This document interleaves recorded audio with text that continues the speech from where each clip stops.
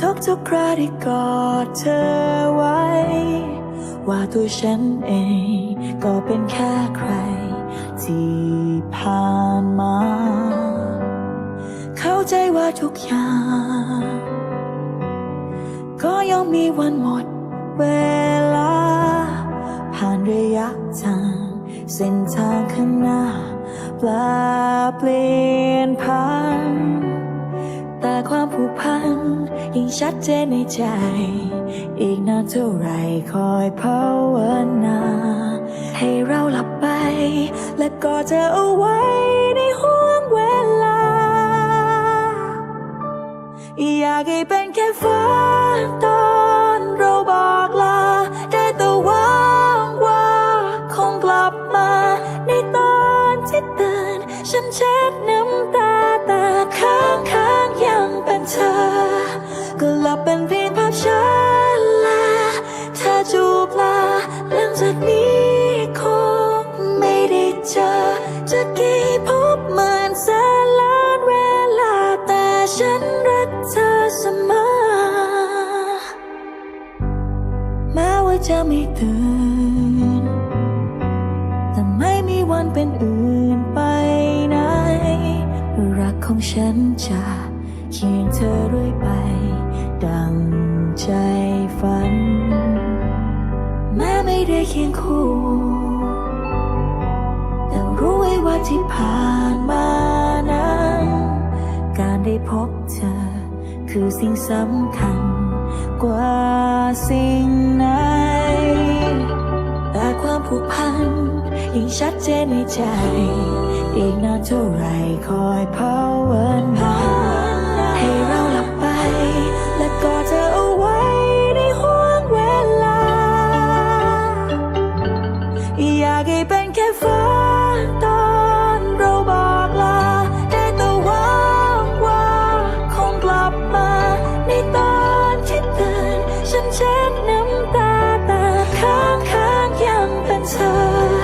ก็หลับเป็นเพียงภาพฉันและเธอจูบลาหลังจากนี้คงไม่ได้เจอจะกี่พบเหมือนแสนล้านเวลาแต่ฉันรักเธอเสมอเธอกอดฉันดังใจฝันไม่มีวันจะจากกันไปไหนแต่ความจริงนั้นจำต้องลาต้องห่างกันไกลอยากจะหลับไหลอยากให้เป็นแค่ฝันตอนเราบอกลาได้แต่หวังว่าคงกลับมาในตอนที่ตื่นฉันเช็ดน้ำตาแต่ข้างยังเป็นเธอหลับเป็นเพียงภาพฉันและเธอจูบลาหลังจากนี้คงไม่ได้เจอจะกี่พบเหมือนแสนล้านเวลาแต่ฉันรักเธอเสมอ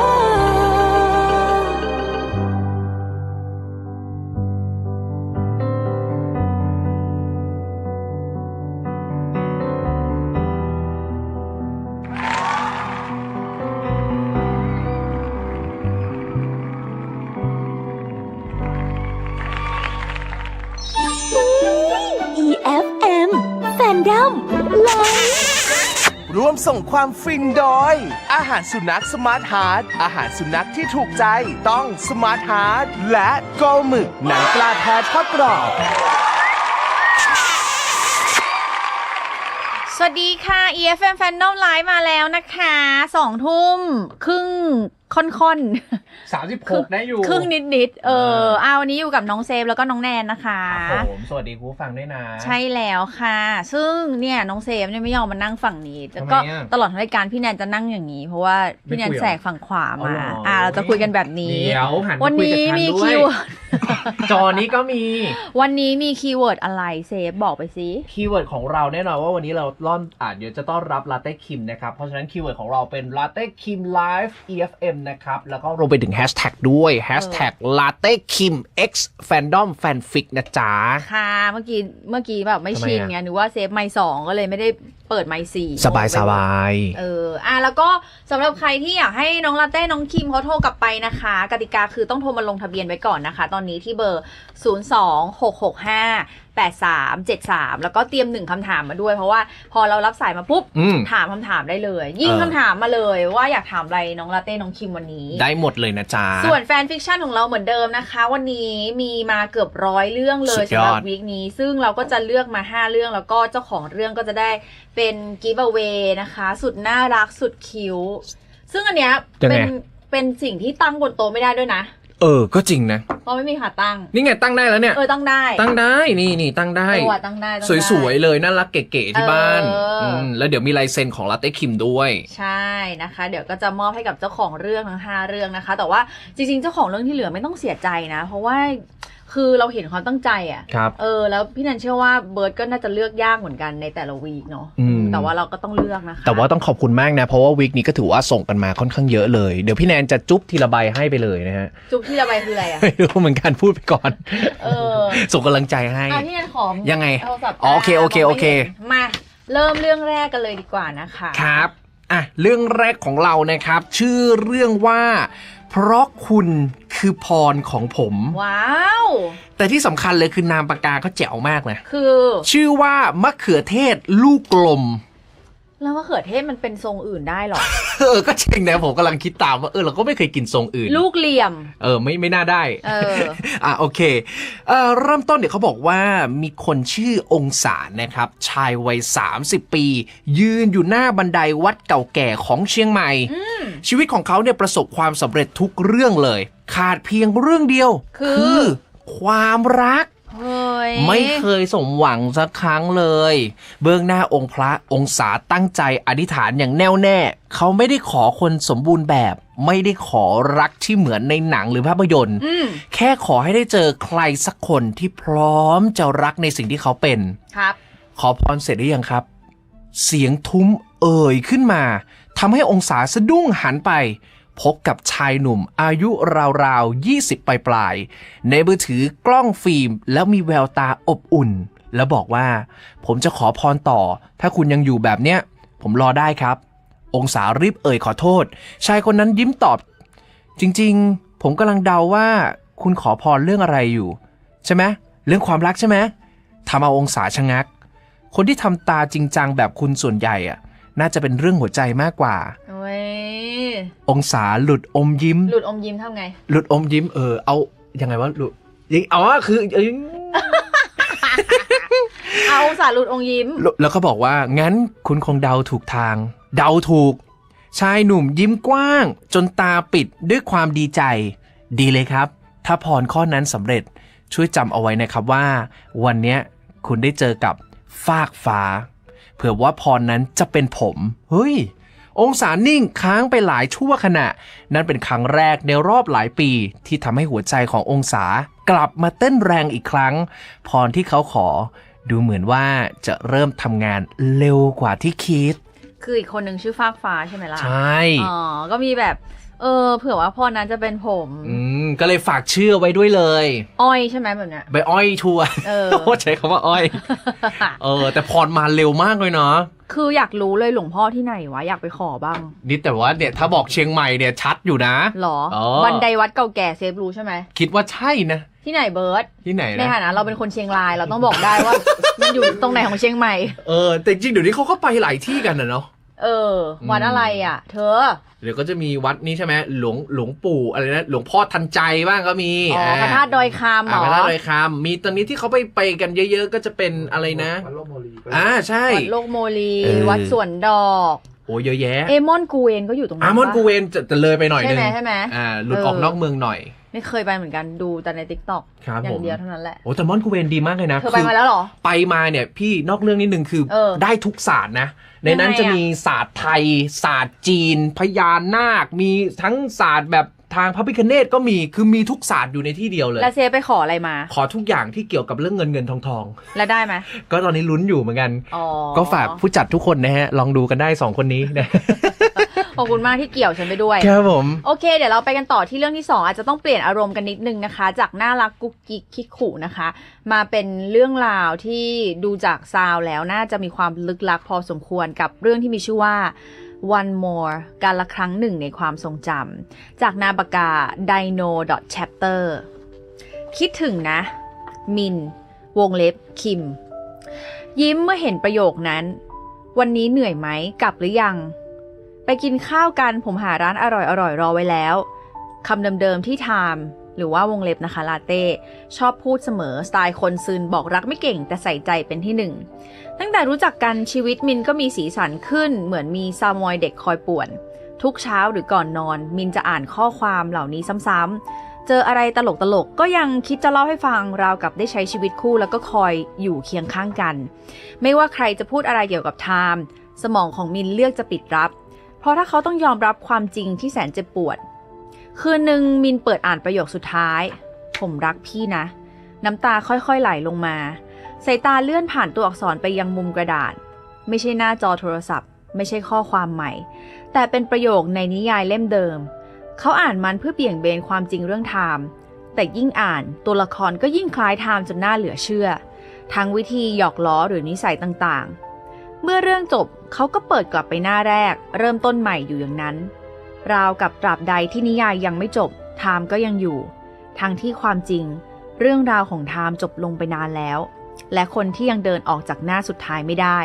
มีเพียงมินคนเดียวโอ้โหเศร้าอะไรขนาดนี้อ๋อเหรอคือแบบว่านี่คือเรื่องราวคล้ายๆคนที่ชื่อไทม์แต่ว่ามันจบไปแล้วอะหรอก็คือหมายถึงว่าการอ่านหนังสือเล่มนี้มันทำให้เขานึกถึงอดีตคนรักของเขาก็คือไทม์ถูกไหมใช่นิสัยหรือเรื่องเนี่ยเหมือนกันเลยแล้วก็เลยต้องย้อนกลับไปเพราะว่า move on ไม่ได้การละครั้งหนึ่งในความทรงจำสุดยอดอ่ะอาจจะไม่ได้แบบลึกลับแต่ว่าดูเศร้าๆเนาะเรื่องเมื่อกี้ดูเศร้าๆแล้วก็มีแบบไคลแม็กซ์ปิดท้ายด้วยค่ะไปกันต่อเรื่องที่3นะครับครับผมชื่อเรื่องว่าพบกันเสียทีนามปากกาโดยคุณกาแฟไม่หวานนะฮะกาแฟไม่หวานก็ดีนะรักสุขภาพ เหมือนทำให้นึกถึงยิ้มไว้ในวันที่ส้มไม่หวานนี่เรื่องล่าสุดเลยนี่ใช่ไหมฮะใช่ไหมมันไม่ใช่แล้วผมมั่วแล้วนานแล้วน้องนานแล้วเหรอสงสัยเพิ่งดูมั่นใจด้วยนะเขาบอกว่าลาเต้นะฮะช่างภาพหนุ่มที่ชอบสะสมกล้องฟิล์มเก่าวันหนึ่งเนี่ยเขาได้กล้องบังเอิญเป็นกล้องโพลารอยด์วินเทจมาตัวหนึ่งแต่เมื่อเขาได้ลองกดถ่ายรูปในห้องนอนรูปที่ค่อยๆปรากฏชัดขึ้นกลับไม่ใช่ห้องของเขาแต่เป็นภาพบ้านไม้เรือนไทยโบราณที่มีชายหนุ่มหน้าตาสะสวยราวกับผู้หญิงคนหนึ่งกำลังนั่งมองมาที่กล้องด้วยความฉงนทุกครั้งที่เขากดชัตเตอร์ภาพจะเปลี่ยนไปตามกาลเวลาและยังเป็นชายหนุ่มคนเดิมที่ปรากฏขึ้นในภาพอยู่ตลอดเขาจึงเริ่มรู้สึกผูกพันและก็เริ่มตกหลุมรักชายหนุ่มในภาพจึงได้ลองเขียนโน้ตเล็กๆแปะเอาไว้หน้าเลนส์ก่อนจะกดถ่ายเพื่อหวังให้อีกฝ่ายเนี่ยเห็นและเข้าใจว่าสิ่งที่ตัวเองจะสื่อวันหนึ่งเขาได้เห็นภาพในฟิล์มว่าวันหนึ่งเนี่ยเขาได้เห็นภาพในฟิล์มว่าบ้านเมืองฝั่งนั้นกำลังเกิดไฟไหม้และการทะเลาะวิวาทชายหนุ่มได้เห็นภาพกำลังตกอยู่ในอันตรายลาเต้จึงพยายามกดถ่ายรัวๆเพื่อหาวิธีช่วยแต่ฟิล์มโพลารอยด์แผ่นสุดท้ายกำลังจะหมดลงฟิล์มแผ่นสุดท้ายเด้งออกมามันเป็นภาพในยุคปัจจุบันเป็นรูปตัวเขาเองที่กำลังยืนถือกล้องแต่ข้างหลังของเขามีเงาของชายที่อยู่ในรูปมาตลอดยืนยิ้มให้พร้อมข้อความจางๆบนขอบฟิล์มที่เขียนด้วยลายมือโบราณว่าได้พบกันเสียทีนะโดยคณินหรือคิมนั่นเองในท้ายที่สุดก็ได้เจอกันมันเป็นรูปถ่ายเหมือนข้ามเวลามาเจอกันเลยเนาะผมเดาว่าน่าจะเป็นช่วงเวลาในอดีตได้อยู่ด้วยกันแล้วภาพที่กดถ่ายนั่นคือภาพความทรงจำในอดีตแต่ทีเนี้ยตัวของลาเต้มาอยู่ในปัจจุบันแล้วแต่คิมน่าจะกลับมาอยู่ในอีกมูดนึง ยังอยู่ในอดีตอะไรอย่างเงี้ยแล้วก็แบบเนี่ยจะหวังจะไปช่วยเขาก็เลยรีบกดให้เหมือนเหตุการณ์มันผ่านไปแต่แบบฟิล์มดันหมดซะอีกอันนี้ดีนะผมชอบนะจริงอันนี้ดีหลักกาแฟไม่หวานครับผมไม่หวานจริงนะคะ ขมปี่เลยเอาละเรื่องต่อไปนะคะเรื่องต่อไปมีชื่อว่า Test for Two จากนามปากกา Sleepy Mean ค่ะลาเต้เจ้าของตึกแถว2ชั้นที่ปล่อยพื้นที่ชั้นล่างให้เช่าเป็นคนไม่ค่อยชอบกินขนมหรือของหวานๆเท่าไหร่แต่เพื่อนๆพูดกันว่าถ้าลาเต้บอกว่าอะไรอร่อยแปลว่ามันอร่อยจริงคิมเชฟทำขนมที่เพิ่งย้ายมาเปิดร้านขนมเล็กๆในตึกของลาเต้เริ่มพัฒนาสูตรขนมใหม่แต่ติดปัญหาตรงที่คนรอบตัวเนี่ยชอบของหวานกันหมดจึงไม่ค่อยแน่ใจว่าคำชมนั้นมันดีจริงไหมเลยลองขอให้ลาเต้ช่วยมาชิมเต้ช่วยชิมขนมให้พี่หน่อยได้ไหมจากที่ตั้งใจจะชิมแค่ครั้งเดียวกลายเป็นว่าลาเต้ถูกเรียกตัวมาชิมขนมแทบทุกวันคืนนั้นร้านปิดไปนานแล้วแต่ไฟในครัวยังสว่างอยู่เต้มาชิมอันนี้ให้หน่อยลาเต้นั่งพิงเคาน์เตอร์อย่างหมดแรงผมหมดแรงหยิบแล้วพี่ป้อนหน่อยได้ไหมครับนี่กำลังอ้อนพี่อยู่หรือเปล่าลาเต้หัวเราะเบาๆสุดท้ายคิมเลยต้องเดินเข้ามาใกล้แล้วยื่นช้อนป้อนจริงๆเป็นไงอร่อยแค่คำเดียวก็ทำให้คิมยิ้มออกมาดีใจนะเรื่องขนมเหรอครับคิมสายหน้าเปล่าดีใจที่นายยังอยู่ตรงนี้กับพี่จนดึกหลังจากนั้นการอยู่ชิมขนมจนดึกก็ไม่แน่ใจแล้วว่าเป็นการพัฒนาสูตรขนมหรือเป็นข้ออ้างที่ทำให้ทั้งสองคนได้ใช้เวลาอยู่ด้วยกันมากขึ้นกันแน่นะพบรักกับนายขนมนั่นเองหมดแรงหยิบแล้วเนี่ยป้อนหน่อยได้ไหมเนี่ยเดี๋ยวจะจำไปใช้บ้างนะเหรออันนี้ชอบเหรอหมดแรงหยิบแล้วโอ้ยอ้อยไหมอันนี้โหอันนี้ มาทั้งส่วนเลยหมดแรงหยิบแล้วเธอแต่ว่าแต่ละซีนเห็นภาพเลยนะน่ารักมากเลยเป็นแบบว่ามูดน่ารักนะคะจากคุณ Sleepy Mean Test for Two ครับและเรื่องสุดท้ายของเราในวันนี้ครับชื่อเรื่องนี้น่าสนใจมากจริงๆเนี่ยมีโอกาสได้เห็นอะไรแบบนี้บ่อยแต่ว่าไม่ค่อยได้เห็นเป็นชื่อเรื่องชื่อว่าวิธีการจีบเด็กวัด101โดยนามปากกาอ่านว่ายี่เลนใช่ไหมยี่เลนก็ได้ยี่เลนคุณยี่เลนนะฮะเริ่มต้นก็คือบทสนทนาเลยพรุ่งนี้อยากกินอะไรเดี๋ยวพี่ตักบาตรไปให้เสียงใสของนิวขึ้นก่อนจะส่งรอยยิ้มหวานให้กับเตเด็กหนุ่มหน้าตาบ้านๆที่สะพายย่ามพระอยู่บนไหล่ไม่ได้คุยกับผีคุยกับเด็กคนหนึ่งเตถอนหายใจออกมาเบาๆก่อนปลายตามองหนุ่มหน้าหวานที่อายุมากกว่าตนถึง3 ปีแล้วด้วยน้ำเสียงเรียบเฉยผมยังไม่ตายนะพี่นิวอยากทำบุญใส่บาตรอะไรก็ทำเถอะงั้นก็มาบ้านพี่สิเตก็รู้ว่าพี่ทำกับข้าวอร่อยจะตายล่างอรชรคว้าแขนเด็กหนุ่มมากอดไว้หลวมๆพลางส่งสายตาออดอ้อนชวนไปที่บ้านกี่คนแล้วล่ะชายหนุ่มร่างกำยำค่อยๆปัดแขนเล็กออกก่อนจะเดินหนีคนหน้าหวานตรงหน้าหึงพี่ก็พูดเถอะคนตัวเล็กกว่ายกยิ้มก่อนแซวขึ้นยกยิ้มทำไงยกยิ้มก็คือยิ้มก่อนแล้วก็ยกขึ้นมาไม่ทันเลย คนตัวเล็กกว่ายกยิ้มก่อนแซวขึ้นชายหนุ่มร่างกำยำสายหน้าอย่างเอื่อมระอาแต่นิวหาได้แคร์ท่าทีของเขาไม่คงเป็นเพราะนิวตามจีบเด็กวัดอย่างเตมาได้กว่า3 เดือนแล้วนี่เหตุการณ์3 เดือนแล้วเหรอแม้อีกฝ่ายจะเย็นชาแค่ไหนแต่ใครสนกันล่ะในเมื่อเขารักของเขาไปแล้วแม้เข้าทางเจ้าอาวาสเดี๋ยว เข้ายังไงวะคุยกันยังไงเนี่ยแม้เข้าทางเจ้าอาวาสเป็นเจ้าภาพทั้งงานกฐินซองผ้าป่าหรือแม้แต่ทำโรงทานติดต่อกันตลอด3 เดือนนิวก็ทำมาหมดแล้วคือหมายถึงว่าทำบุญไปด้วยแล้วก็ไปหาคนนี้ด้วยถ้าทำดีขนาดนี้แล้วยังไม่ได้ใจเด็กวัดคนนั้นเห็นทีคงต้องใช้วิธีการจีบในแบบของเขาแล้วแหละดูสิว่านายเด็กวัดคนนั้นจะทนได้สักกี่น้ำกันเชียววิธีจีบเด็กวัดก็เข้าทางเจ้าอาวาสก่อนเลยดับแรกแล้วก็ไปเป็นพวกแบบเจ้าภาพตามงานงานบุญต่างๆถ้าเขายังไม่เก็ตอีกก็เดี๋ยวต้องลองแหละต้องจีบในแบบ ที่แบบเคยทำแล้วแหละ คือถ้าไม่ขยายความมานี่อยากรู้เลยว่าเขาทางเจ้าวาดเป็นยังไงเพิ่งเคยได้ยินเหมือนกัน ก็อาจจะไปทำบุญอะไรอย่าง อ๋อ เงี้ยแหละ นี่แหละก็เป็นคนบุญด้วยแล้วก็จีบด้วยอะไรอย่างเงี้ย ค่ะ น่ารักดี มีแบบว่าคอมเมนต์น่าจะมีอินเตอร์แฟนเยอะเหมือนกันนะคะ say hi to all our inter fans นะคะมีคอมเมนต์บอกว่าพี่เบิร์ดขึ้นไปนิดนึงครับI really want to เอาหายไปไหนแล้วอ่ะเบิร์ด ไหนไงนี่ป่ะพี่ I really want to I really want to เบิร์ดอย่าแปลเป็นภาษาอื่นสิครับพี่ I really want to learn Thai from them but they say it's very difficult คือ difficult ไหมภาษาไทยเรา ก็ difficult นะต่างชาตินะ มันมีตั้งหลายตัวเนาะ ใช่แล้วก็มีผันวิทย์ในวันในยุคอะไรอีกอ่ะย่าอะไรนั่นแหละก็ยากเหมือนกัน อยู่ไม่ไหว นี่เขาบอกมาจากโบลิเวียเลยใช่ไหม ใช่ เซฮายนะฮะโบลิเวียนะ ค่ะ โอ้ตาย ฉันตื่นเต้นมากที่จะได้ดูลาเต้คิมแสดงสดนี่เป็นครั้งแรกของฉันเลย เหรอโหดีใจด้วยนะ สนุกมากลาเต้คิมนำพลังงานที่อบอุ่นมาให้ การพูดคุยของเขาสบายแต่ก็ตลกมาก โอเค thank you นะ I hope you enjoy เบิร์ด รายการนะ เอาแบบพี่แนนขอเป็นภาษาต้นแบบได้ไหมลูก ภาษาต้นแบบ ภาษาต้นฉบับของเขาอะ อ๋อนี่ อ๋อ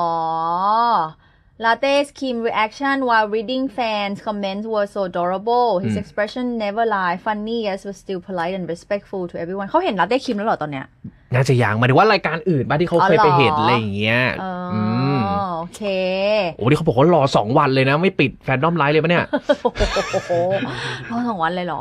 น่ารักจังเลยนะ ร ฮะ อเจอจริงๆนะคะโอเคค่ะเดี๋ยวเราต้องเบรกก่อนเนาะ ใช่เลยแต่ว่าระหว่างนี้นะครับก็ขอบคุณสปอนเซอร์ด้วยร่วมส่งความฟินนะครับโดยอาหารสุนัข Smart Heart อาหารสุนัขที่ถูกใจต้อง Smart Heart นะครับและโกหมึกกับหนังปลาแท้ทอดกรอบชิ้นใหญ่เต็มแม็กซ์รสกระแทกเต็มคำจ้ะและแฟนๆนะคะอย่าลืมโทรมาลงทะเบียนนะเผื่อใครอยากจะให้ลาเต้คิมโทรกลับไปนะคะโทรมาลงทะเบียนที่ 02-665-8373 นะคะแล้วก็ we'll take a short break right here and then we'll get back with Latte and Kim in the next hour ค่ะ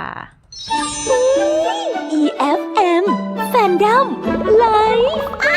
ร่วมส่งความฟินโดยอาหารสุนัขสมาร์ทฮาร์ทอาหารสุนัขที่ถูกใจต้องสมาร์ทฮาร์ทและโกหมึกหนังปลาแท้ทอดกรอบชิ้นใหญ่เต็มแม็กซ์รสกระแทกเต็มคำ สวัสดีครับลาเต้ครับ คิมครับ ขณะนี้คุณกำลังฟัง EFM 94 ทอล์กอารมณ์ดีเพลงดีทุกแนว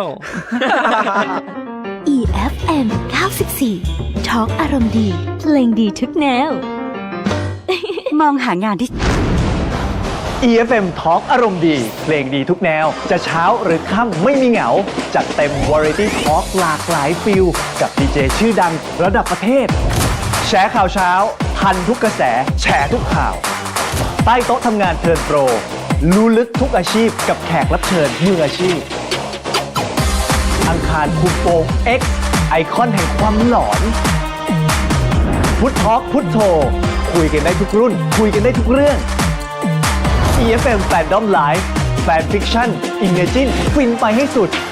Every Mood เพลงเพราะบาลานซ์ทุกเจนฟังได้ตลอดวัน Every Fun พื้นที่ของคนอารมณ์ดี Boost Energy ความบันเทิงทุกช่องทางที่ EFM Talk อารมณ์ดีเพลงดีทุกแนว A-Time Enjoy with you on every channel มาคุณกันแต่ เริ่มเลยดีกว่าหลังจาก EP 1 ที่ไปเจอหนักสุดก็คือเป็นแบบมาแบบเละๆเนาะมาตอนที่คุณไปทำงานที่หนึ่งใช่ไหมคะใช่ค่ะหนูจะพูดต่อจากตอนที่หนูพูดไว้สัปดาห์ที่แล้วนะคะท่อนสุดท้ายที่เราคุยกันไว้หนูทนหน้าเละๆของเขาไม่ได้หนูก็เลยลาออกโอเคยังไงต่อตอนที่เดินออกมาหนูก็พูดว่า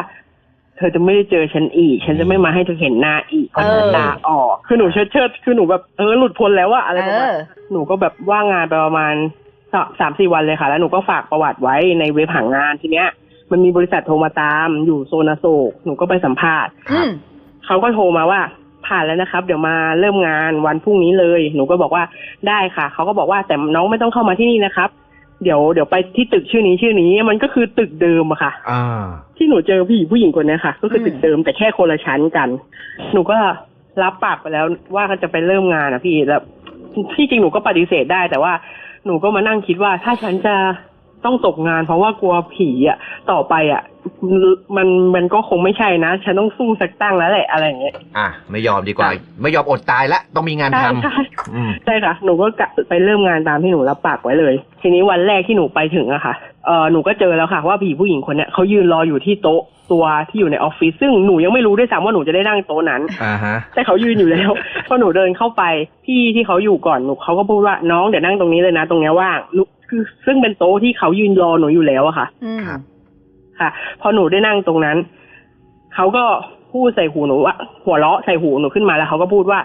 ไหนบอกจะไม่กลับมาเจอกันแล้วไหนบอกว่าจะไม่เห็นหน้ากันแล้วว้ายโดนย้อนร้ายอ่ะใช่ค่ะหนูก็เลยทีนี้หนูก็ทำเป็นไม่เห็นเขาเพราะว่าหนูแบบตั้งปณิธานมาแล้วว่าเดี๋ยวจะต้องแกล้งทำไม่เห็นไม่ได้ยินไม่อะไรทั้งนั้นคือไม่รับรู้กับเขาและจะต้องตั้งใจทำงานหนูก็เลยแบบไม่สนใจเขาไม่หันไปมองก็ก้มหน้าดูเอกสารที่โต๊ะดูอะไรนู่นนี่ของหนูไปโดยที่ไม่มองเขาเลยเขาก็เดินวนอยู่รอบโต๊ะหนูค่ะแล้วเขาก็เดินไปเดินมาเดินไปเดินมาหนูก็ทำเป็นไม่สนใจอีกแต่หนูรู้แล้วว่าเขาเดินอยู่ทีเนี้ยเขาเอาตัวเขาอะค่ะนอนบนโต๊ะแล้วก็หันหน้าขึ้นมาหาหนูเลยนอนบนโต๊ะคือยังไงนอนคว่ำเหมือนนอนไงพี่ก็ลักษณะคือเขายืนท่อนล่างเนี่ยเขายืนอยู่กับขอบโต๊ะใช่ไหมคะแต่ครึ่งตัวเขาเอนลงมาบนโต๊ะพาดไว้กับโต๊ะใช่ค่ะแล้วก็หันหน้าเงยขึ้นมาหาเราอะค่ะคือเราก้มหน้าอยู่แบบนั้นเลยค่ะแล้วหนูก็ช็อกหนูตอนนั้นหนูสติแบบคุมไม่อยู่จริงๆเพราะว่ามันใกล้เกินแบบเหมือนกับตอนที่เขาจะถ่ายรูปกับหนูที่เขาเอียงคอเลยอะค่ะหนูก็วิ่งออกจากออฟฟิศเลยแล้วก็ไม่สนใจอะไรเลยตอนนั้นหนูวิ่งออกไปเลยไกลพอสมควรแล้วค่ะก็ไปยืนพูดว่าเฮ้ยไหนบอกเราจะไม่หนีเขาแล้วเราต้องตั้งสติต้องคุมตัวเองให้ได้อะไรอย่างเงี้ยหนูก็ไปยืนพูดกับตัวเองคนเดียวเพราะว่าหนูไม่อยากทิ้งงานนี้ไปแล้วเพราะว่ามันก็กว่าจะได้มาแล้วพี่ครับหนูก็เลยรวบรวมแบบสติหนูสมาธิของหนูแล้วก็เดินกลับไปแล้วก็มันต้องคุยกับเขาให้รู้เรื่องแล้วว่าถ้าเป็นอย่างนี้ต่อไปหนูน่าจะตกงานอีกรอบแน่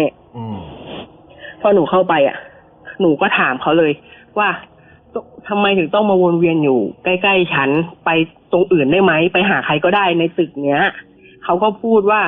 ก็ฉันอยู่มาหลายปีแล้วมันไม่มีใครมองเห็นฉัน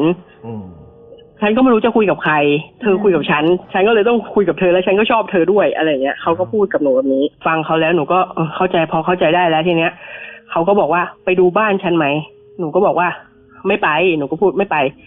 เขาบอกว่าไปเถอะแค่ไม่กี่ก้าวเองเนี่ยหนูก็บอกว่าไม่ไปเขาก็บอกไปเถอะคือตื้อหลายรอบมากหนูก็เลยบอกโอเคบ้านอยู่ตรงไหนหนูเลยพูดอย่างนี้เลยเขาก็นำทางไปซึ่งหนูทำงานที่เก่าก็คือตึกนี้ใช่ไหมคะหนูไม่เคยรู้มาก่อนเลยว่าตึกเนี้ยมีจุดนี้ด้วยอยู่ที่ตึกมันเป็นต้นไม้ขนาดใหญ่อะค่ะแล้วก็มีศาลทรงไทยเล็กๆอยู่ข้างต้นไม้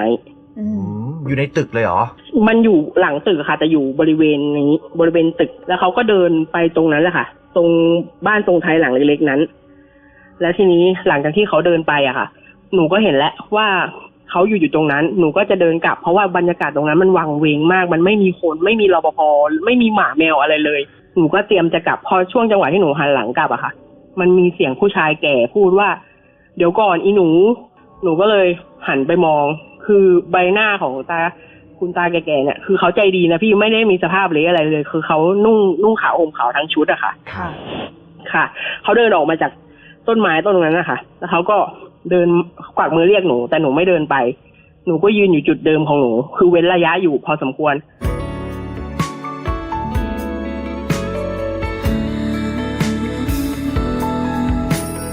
เหมือนว่าโชคชะตาจะพามาเจอเหมือนว่าจะเป็นเธอที่เคยตามหาเพียงแค่วินาทีที่ได้มองตาก็เหมือนวันเวลาหยุดลงตรงนี้เธอรู้หรือเปล่าว่าทำฉันพลาดไปเธอว่าทำให้ใจฉันหยุดเอาไว้ที่เธอจะกี่พบกี่อยากจะพบเธอใจของฉันมันตกเป็นของเธอฉันจะที่ทำให้เราได้พบเจออยากตกหลุมรักเธอทุกชาติไปจะกี่พบให้เราได้พบกันใจของฉันไม่อยากจะให้ใครคอย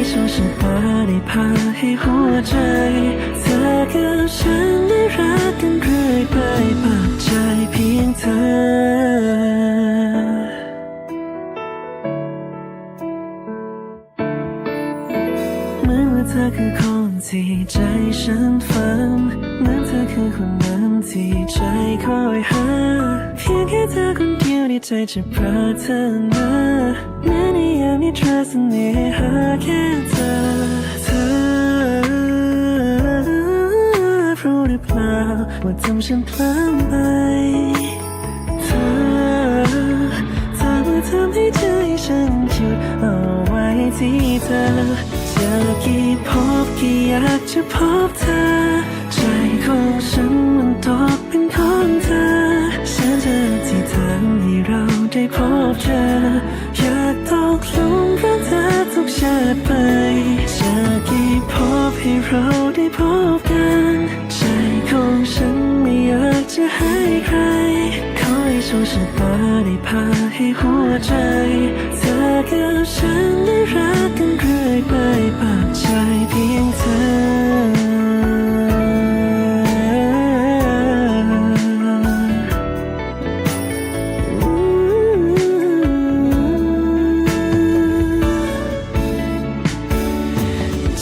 กี่พบกี่อยากจะพบเธอ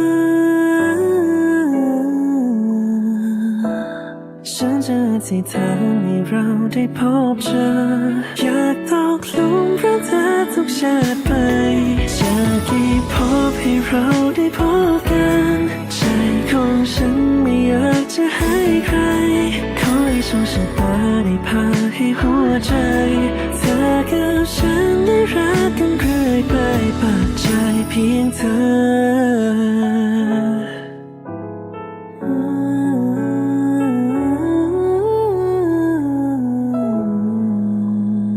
EFM 94 Talk อารมณ์ดีเพลงดีทุกแนว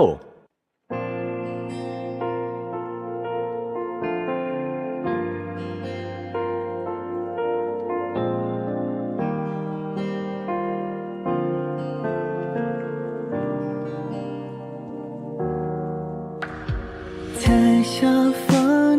แบบเดียวกันกับตัวฉันกี่หน้าฝน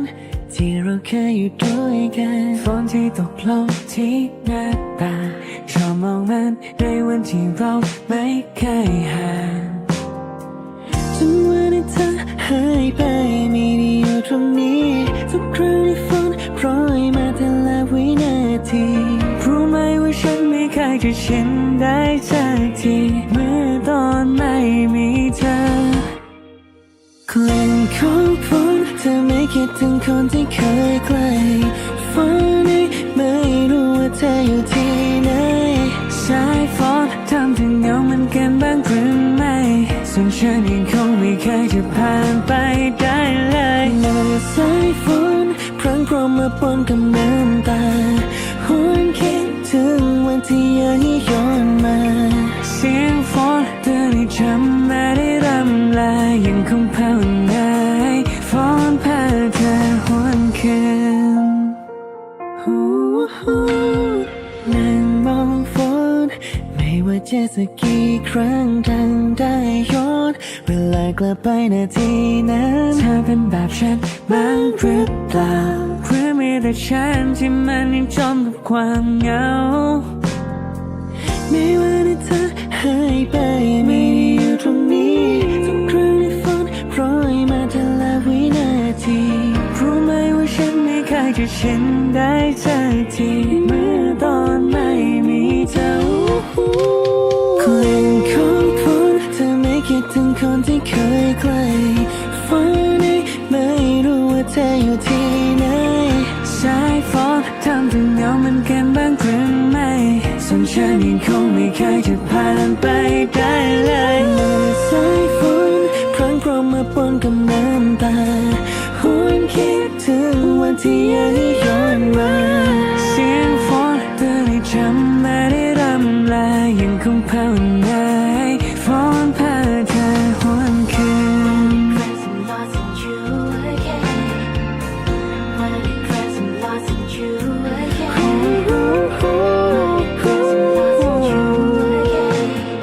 ยังคงภาวนาให้ฝนพาเธอหวนคื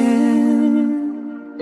EFM News สนับสนุนโดย อาหารแมวกินโนะเรียวมีทฟรีสดรายอร่อยพอดีคำกับมินิคิวฟรีสดรายจากเนื้อสัตว์แท้ ครบถ้วนคุณค่าสารอาหาร ความพ่ายแพ้ไม่ได้แย่ เพราะมันคือกุญแจแห่งชัยชนะ สวัสดีครับลาเต้ครับ คิมครับ ขณะนี้คุณกำลังฟัง EFM 94 ทอล์กอารมณ์ดีเพลงดีทุกแนว EFM Fandom Live ร่วมส่งความฟินโดย อาหารสุนัขสมาร์ทฮาร์ดอาหารสุนัขที่ถูกใจต้องสมาร์ทฮาร์ดและโกหมึกหนังปลาแท้ทอดกรอบแฟนดอมไลฟ์นะคะอยู่กับอีกหนึ่งคู่จากซีรีส์พบเธอนะคะ วันนี้อยู่กับลาเต้คิมสวัสดีค่ะ สวัสดีครับ สวัสดีครับ สวัสดีครับ โอ้ยดีใจจังเลยหลายคนรอคอยพวกคุณมาก ใช่อยากให้ส่งคนมาแฟนดอม ใช่ อยากให้ทักทายแฟนๆที่ดูอยู่ทางไลฟ์แล้วก็เขาดูอยู่ใต้ตึกแกรมมี่ด้วยจอใหญ่ๆดูเห็นไหมตรงเรา ได้ยินเสียงเลยไม้บงมือได้เลย ใช่ทักทายหน่อยครับ สวัสดี สวัสดีครับลาเต้ครับ คิมครับ ค่ะ เย้ ครับผม วันนี้ไปทำมากี่งานแล้วน้อง อันนี้เป็น 18 ป่ะใช่ไหม เอ้ยไม่ขนาดนั้นครับพี่ งานที่ 3-4 3-4 ประมาณนั้ อุ๊ น ยเยอะนะ รู้เนี่ยเช้าเลยเหรอ ใช่ ใช่ครับ แล้วเห็นมีต่อตี 3อะไรอย่างนี้เรื่องจริง ใช่ ปะ ครับแล้วก็6 เป็นคนเดียวป้านี้ ทำอะไรอ่ะ เป็น สำ คน รวจ เดียว บ้าน ปะ ล้างเหรอที่สาม อ๋อเดี๋ยวนี่ไงพรุ่งนี้ไง อ๋อซ้อมครับซ้อ ต้อ ม งซ้อม มีซ้อม ซ้อม อีก อะไรอ่ะ เดี๋ยวต้องรอดูพรุ่งนี้ค เรา รับ ดูพรุ่งนี้ครับ โอเคเดี๋ยวเราติดตามเอา ไม่หลุดนะไม่หลุดสปอยเลยนะ พี่จิ๊กเคยมารายการวิทยุอะไรอย่างงี้บ้างไหม เคยครับ ที่นี่ครับ เคย ที่นี่เลยเหรอ ใช่ครับ ใช่ครับ นี่เฟรมเราเลยเหรอนะ มาเป็นดีเจครับพี่ โอ้ย เป็นดีเจ อ๋อเป็นดีเจฮอตเวฟใช่ไหม Hot Wave ใช่ครับ เออ ไม่นานนี่เองปะ ใช่ครับ เพิ่งมาเองนี่ ใช่ครับ เป็นไงบ้างน้อง ก็ตื่นเต้นมากๆกดผิดกดไปก่อน ใช่ ก็อย่างที่ทุกคนฟังเลย อยากเล่นเป็นเสียงตืดๆอะไรเงี้ย เนี่ยเล่นได้นะ นี่ เอาอย่าง นี่ นี้ เราไม่เป็น ไหนลองสิ ไหนเราเออ เข้าทางพี่เต้ละ กดชักโครก เดี๋ยวกดได้เรื่อย ใจเย็นๆ ก่อนขับรถอยู่ก็สะดุ้งเลยเนี่ย ระหว่างคุยกันกดได้ตลอด โอเค ๆแต่ว่าพี่คิมเคยทำประชาสัมพันธ์ที่โรงเรียนเป็นประธานนักเรียนอะไรอย่างงี้ไหมฟิลนั้นปะ ฟิลนั้นครับ แต่ว่ามันนานมากๆแล้วครับ ประมาณกี่ปี ประมาณกี่ปี โอ้โหเนี่ยผมประถมอะครับ โอ้ย10 กว่าปีได้ เหรอ ฮะใช่ประมาณ ประธานคิมอะนะ ใช่ เฮ้ย คนเกาหลีเหรอ นี่ประธานคิมอะ นานมากครับนาน ค มา รั ก บผม อ๋อแต่ก็ต้องมีสกิลการแบบการพูดอะไรอย่างเงี้ย โอ้ก็พอได้ครับ ไม่แต่ในเรื่องเขาพูดชัดสุดแล้วนะ ยังไงครับ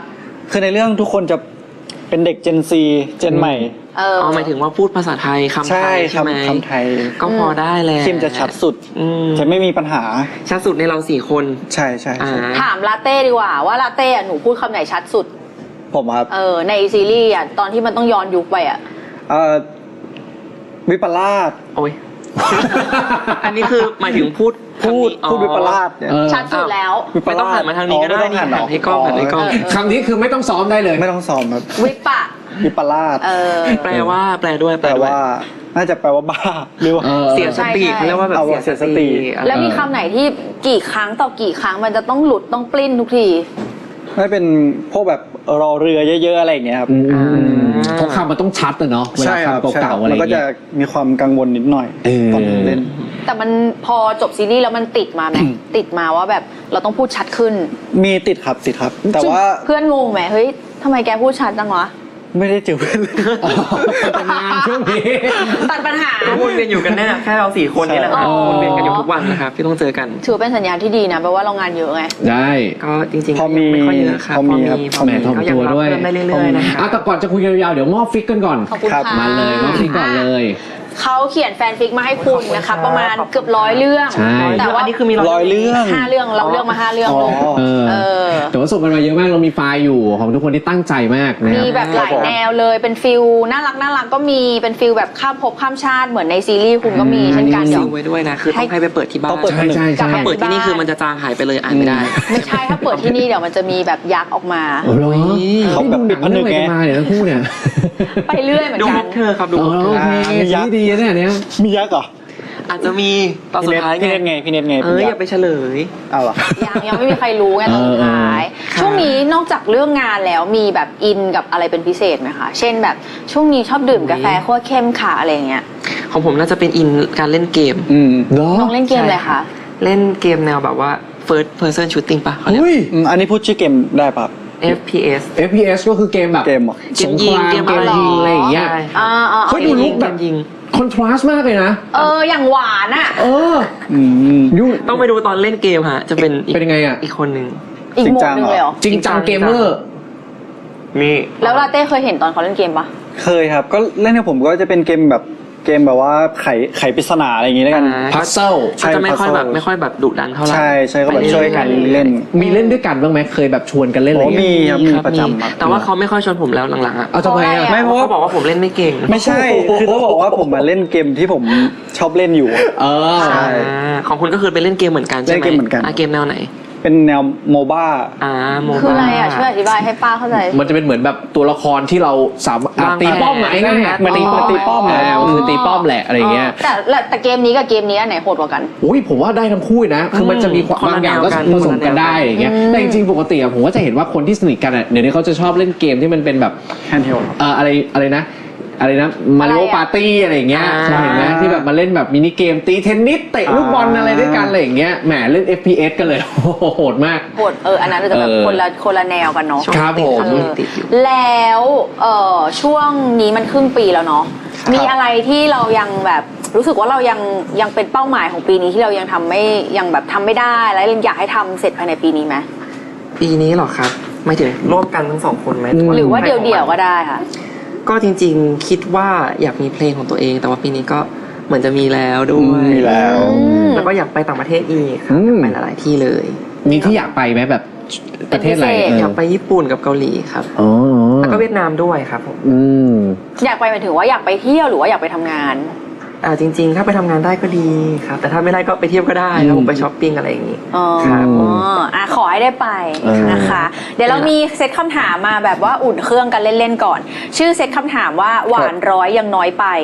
เดี๋ยวจะมาพร้อมกับคำถามหวานๆนะมาถามทั้งสองคนกันนะคะข้อแรกค่ะถามลาเต้ว่าในสายตาของลาเต้คิมทำหน้าตาแบบไหนที่คิดว่าน่ารักที่สุดแล้วก็เห็นแล้วต้องยอมให้กับความน่ารักนี้อธิบายแล้วให้น้องคิมทำหน้านี้ให้น้องลาเต้ดูเป็นหน้าตาที่น่ารักที่สุดเห็นแล้วต้องยอมดีๆนะฮะแม่ก็นี่ไงพี่คิมยิ้มก็น่ารักแล้วหน้านิ่งก็น่ารักแล้วต้องอธิบายด้วยว่ายิ้มแบบไหนยิ้มแบบยิ้มมุมปากยิ้มมุมปากอย่างเงี้ยเหรอสายตาต้องเป็นยังไงสายตาต้องแบบเจ้าเล่ห์หน่อยครับเจ้าเล่ห์ยังไงทำให้ดูสิก็เจ้าเล่ห์เนี่ยแล้วยิ้มมุมปากเอาดิแบบนี้เหรอแบบนี้คือยอมเลยเหรอน่ารักแบบนี้น่าจะแบบโกรธแล้วในใจนี่โกรธแล้วไม่โกรธคือนี่คิดว่านึกว่าจะบอกว่าก็น่ารักทุกท่าเอาก็น่ารักทุกท่าแต่ท่านี้แบบน่ารักสุดไงแล้วก็ทำบ่อยไหมน่าตามเมื่อกี้ทำบ่อยเอาบ่อยเลยบ่อยเลยก็ต้องยอมนะครับท่านี้ต้องยอมแปลกๆอยู่ครับผมไปคำถามที่2บ้างถามพี่คิมหน่อยครับผมว่าข้อดีของการมีคนข้างๆที่แข็งแรงอยู่เสมอคืออะไรอ่ะคนไหนฮะต้องถามว่าจินตนาการไม่ต้องแข็งแรงนี่คือจะว่าแข็งแรงร่างกายอาจจะดูแข็งแรงแต่จิตใจอาจจะยังทำไมไม่เขาก็ยังดูมีความเป็นเด็กอยู่ก็เด็กอยู่แต่คุณห่างกันกี่ปี10โอ้ยเต้โดนเต้10 ปีไม่น่านะ3 ปีประมาณ5เลยเหรอ5 ปีถือว่าพี่แนนถือว่ารุ่นเดียวกันใช่ไหมครับใช่เอาคิดตอนสมมติเราแก่ๆไปอะแต่ว่าเพลงอะไรของพี่คิมนี่ผมไม่เคยฟังเลยบางเพลงอะไรเงี้ยอะไรบ้างพี่คิมเช่นพี่เสกโลโซ14 ครั้งร้องไงเธอทำให้ฉันรู้สึกเหมือนตอน14เห็นไหมทันแต่ว่าตอนนั้นผมเด็กมากเด็กทุกคนแหละเด็กทุกคนก็เด็กอันนี้ถือว่ารุ่นเดียวกันไงแต่ว่าของพี่กับพี่แดนเนี่ยคนละรุ่นแล้วห่างกันหลายปีเลยเซฟอะปล่อยกันดีกว่าเห็นไหมล่ะว่าแข็งแรงตรงไหนถามว่ามีเขาอยู่มันก็ดีมันก็ดีเพราะว่าแบบว่าด้วยความที่ว่าแบบบอดี้เขาเป็นคอนทราสต์กับเราบอดี้มันให้ทำให้เรามีความรู้สึกว่าเขาปกป้องเราได้แต่ความเป็นจริงนั้นอาจจะยังเขาเคยปกป้องเรายังเช่นแบบยุงจะกัดปัดยุงให้อะไรเงี้ย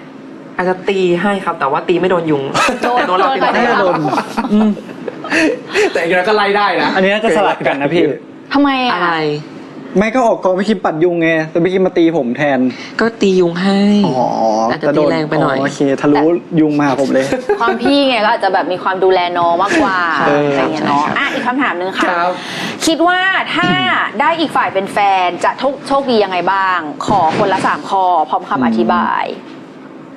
ถ้าให้พี่ลาเต้เริ่มก่อนก็ได้ถ้าได้พี่คิมเป็นแฟนคนนั้นจะโชคดียังไงบ้างก็คิดว่าเขาจะสบายแล้วครับหนึ่งสบายเพราะว่าเลยเพราะพี่คิมเขาเดี๋ยวนะหมายถึงว่าเราโชคดียังไงนะใช่เอาหรอใช่ผมสบายไงผมพูดสบายเพราะว่าพี่คิมแบบไปรับไปส่งเทคแคร์ดูแลเอาใจเป็นคนช่างเทคแคร์ใช่ตามใจทุกอย่างเลย2ค่ะข้อ2แล้วครับเขาเป็นสายเปย์ครับสายเปย์โอ้ก็ไม่เขาเป็นเสียเวลาไปกินข้าวอะไรเงี้ยเขาเลี้ยงตลอดเขาเลี้ยงบ้างครับเลี้ยงบ้างส่วนใหญ่ 99% ไม่แต่เราก็ไม่ได้อยากให้เขาเลี้ยงตลอดพูดไปเลย 99% ยังมีน้ำใจเหลือ 1% เมื่อก่อนเดี๋ยวนี้เราก็เลี้ยงบ้างแล้วข้อ3ล่ะ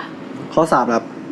ประสบการณ์เยอะคุณจะไม่ต้องผ่านน้ำร้อนเลยเพราะเขาผ่านมาแล้วเขาลวกมาให้คุณเสร็จใช่ครับจริงแต่ละอย่างก็ดีนะเหมือนจะดีดีออกเหมือนจะดีนะดีโดยเฉพาะข้อ2ดีไม่น่าเชื่อเอาสลับกันมั้ย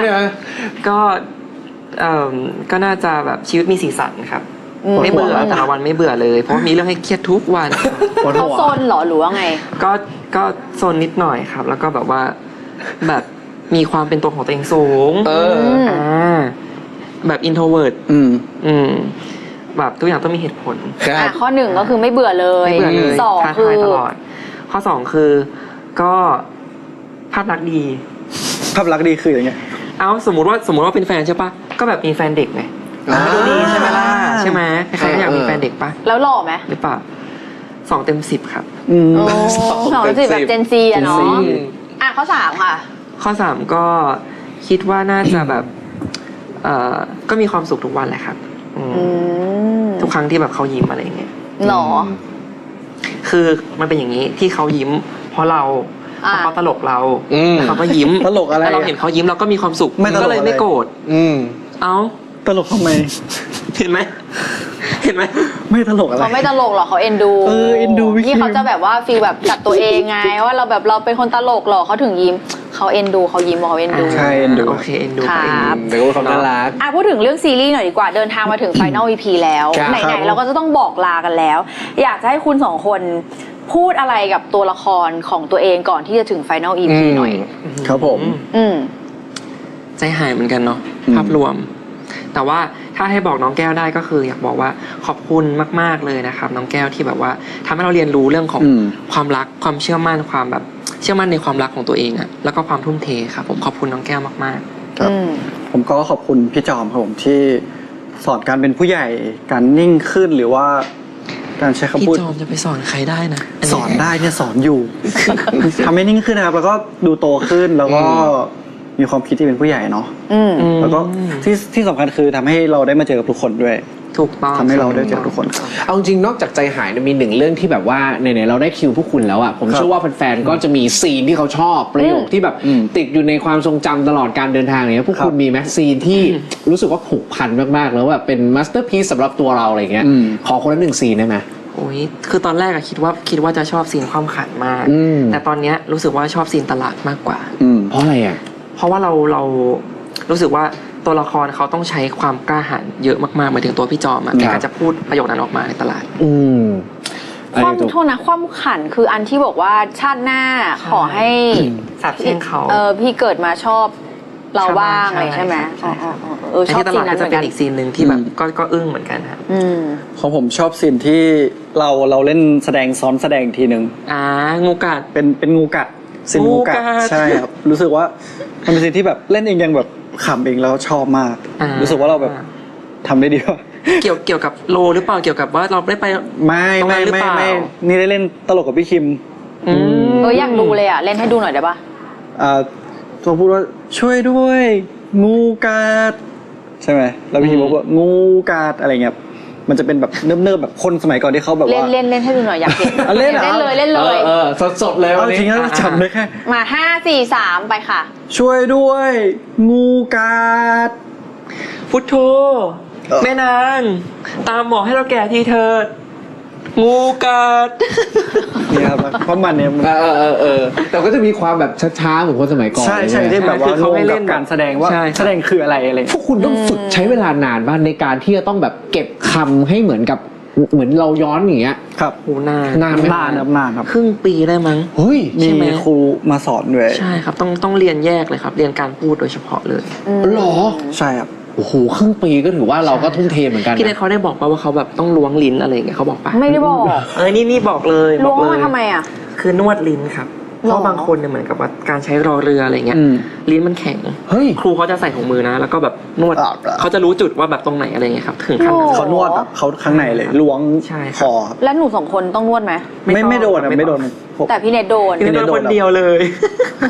เฮ้ยนี่เป็นความรู้ใหม่มาก ใช่ผมก็เพิ่งรู้เหมือนกันเพราะว่าไปเรียนพูดนี่นะครับมันแล้วปกติถ้าเขาจะนวดนี่เขานวดทุกวันเลยไหมหรือว่านวดแบบสัปดาห์ละครั้งก่อนเรียนครับแบบเป็นการวอร์มลิ้นแล้วก็วอร์มการใช้เสียงนี่ครับตอนก่อนเรียนคือพี่เนทพูดรอเรือแทบไม่ได้ใช่ลิ้นมันแข็งไงเนาะใช่ครับในซีรีส์คือพูดได้แล้วปกติไม่ค่อยได้พูดไงในชีวิตประจำวันอะไรเงี้ยครับเมื่อกี้เอาซีนแบบคอมเมดี้มาเล่นแล้วพี่แนนอยากเห็นซีนอะไรที่มันแบบหวานๆเติมน้ำตาลสักซีนหนึ่งได้ไหมไอ้นี่ดี ขอเห็นด้วยตาเนื้อสารภาพผมจะไม่ได้มันยาวเหรอกระซิบก็ได้ไหมยาวอยู่ก็ที่บอกว่าขอบใจนะพี่จอมที่ปกป้องฉันแต่ที่พี่เรียกฉันว่าเมียอย่าได้ทำเช่นนั้นอีกฉันไม่ชอบแล้วผมพูดว่าอะไรนะแล้วพี่จอมก็บอกว่างั้นพี่จะขอเสียตอนนี้โอเคนี่จะบอกกันว่าเพราะว่าพี่ไม่เคยขอโอเคลองดูเอาแบบสมจริงเลยนะอิมพอไว้นะเอาให้สมจริงเลยนะลองดูมา5 4 3 2เริ่มค่ะขอบใจนะจ๊ะพี่จอมที่ปกป้องฉันแต่ที่พี่เรียกฉันว่าเมียอย่าได้ทำเช่นนั้นอีกฉันไม่ชอบเช่นนั้นพี่จะขอเสียตอนนี้พี่จอมแก้วใจของพี่อย่าขำดิโรแมนติกนะต้องบอกว่าให้พี่ดูแลเจ้าในฐานะยอดตระกูลพี่นะแก้วเต้มันทิ้งหมดเลยเหรอลูกทำไมเป็นอย่างนั้นล่ะพอถ่ายจบก็คือไม่เอาอะไรแล้วก็คือถ้าทุกคนอยากดูแบบนี้ก็ต้องไปดูในซีรีส์เท่านั้นหรอใช่หรอเลยหรอลาเต้มันเรียนไงมันเรียนเราใช้เสร็จปุ๊บเราทิ้งอันนี้พี่เข้าใจนะพี่จบหน้าห้องสอบคือจบเลยอย่างผมเรียนกฎหมายครับก็ทิ้งไปเลยครับสอบเสร็จทิ้งเลยมันจำหมดไม่ไหวอะเนาะเยอะเกินเมื่อกี้ก็ตกใจตอนซ้อมพี่คิมที่จำเก่งเหมือนกันเนาะก็เป็นซีนที่เราชอบไงเป็นซีนที่เราชอบด้วยอะไรอย่างนี้เนาะนี่อยู่ในกองแล้วแบบเราเป็นไทป์ไหนบ้างนอนหลับกินคุยผมเน้นกินเลยส่วนผมน่าจะอ่านบทหลับไม่หลับกับแกล้งคนอื่นนี่หลอกแกล้งใครยังไงบ้างดูไม่ออกเลยว่าเป็นคนขี้แกล้งเหรอเนี่ยฮะแกล้งพี่เนทยังไงนวดลิ้นให้เขาไม่ก็แซวเขาแซวอะไรบ้างอะแซวเขาต้องนิจี้แบบกลัวเขาแบบใช่ไหมแบบมันถ่ายนานทั้งวันเป็นแบบ5-6 ชั่วโมงอะไรเงี้ยนี่ก็จะไปบูตเอเนอร์จีอย่างเช่นพี่เนทอาบน้ำหรือยังวันนี้ไปทำไมอะเพราะพวกผมเป็นฟิลแบบก็แบบชอบแซวอะไรกันนี้อยู่แล้วครับผมก็คือผัดกันแซวแล้วพี่เนทสู้ไหมสู้เขาสู้คนสู้เลยเหรอตอนแรกไม่สู้หลังตั้งแต่คือบางวันเขาเป็นคนเปิดด้วยซ้ำบางวันเขาเปิดประตูมาเปิดเลยพี่คิมหน้าโบราณจังเลยวันนี้แบบนี้เลยแล้วพี่คิมยอมหรอเราก็ไม่ยอมฮะเราก็สู้เหมือนกันว่าเอานี่เขาแต่งหน้าแล้วใช่ป่ะทำไมไม่ไปแต่งหน้าล่ะดีเราก็จะเป็นกันอย่างนี้จริงๆคือเรากัดกันด้วยความรักจริงๆครับเฮ้ยสนุกบางกองดีดูแบบคือมันทำให้เราสนิทกันขึ้นด้วย toxic positivity เดี๋ยวพลังงานบวกเชิงลบใช่ครับไม่แล้วแบบบูสต์ให้พี่เน็ตอะไรเงี้ยนึกเจมีต้องบูสต์ไหมโอ้เจเขาจะเป็นแบบเขาไม่ค่อยบูสต์แนวนี้เขาจะบูสต์แนวแบบต้องปล่อยให้เขาร้องเพลงของเขาเขาจะฟังเพลงตลอดเวลาแล้วก็แบบร้องเพลงอะไรอย่างเงี้ยศิลปินเหรอศิลปินอารมณ์แบบอาร์ติสต์นิดนึงแต่ว่าเราก็จะไปแจมเขาอยู่เวลาเขาร้องก็จะไปแจมเขาประสานเสียงแต่เขาร้องเพราะนะส่วนเรานะอาจจะไม่จริงก็ไปเขาเปลี่ยนไปอะไรอย่างเงี้ยจริงเหรอเอ้ยพออยู่ไอช็อตจริงเหรอพอ นี่แต่ว่าเป็นการแสดงครั้งแบบเรื่องแรกของคุณ2 คนด้วยใช่ปะ ใช่ เต็มๆอะไรอย่างงี้ใช่ไหม ใช่ครับ ครั้งแรกเลย เรื่องแรกก็เจอบทยากเลยเป็นพีเรียดเลยครับ คือมันด้วยความเป็นพีเรียดโอเคแหละมันอาจจะมีมูดในซีรีส์หลากหลายที่เราได้เห็นอะไรเงี้ยแต่ว่าลองจินตนาการเล่นโปรเจกต์หน้าอะไรเงี้ยมีที่เราวาดฝันไหมว่าอยากจะเป็นแบบแนวไหนที่เราอยากเล่นอะไรเงี้ยเคยคุยกันไหม เคยคุยครับเคยคุย แนวไหนดีแนวไหนที่เราชอบ คือคุยกันว่าอยากได้แบบแนวโหดๆเนาะใช่ไหม แบบมาเฟียแบบว่ามือปืนหรือว่าแบบ ชิลเลอร์ นักฆ่าพูดได้ปะ ได้ ชิลเลอร์ ชิลเลอร์อะไรอย่างเงี้ย หรือไม่ก็เป็นแบบหนังแบบบูหน่อยหนังผีก็ได้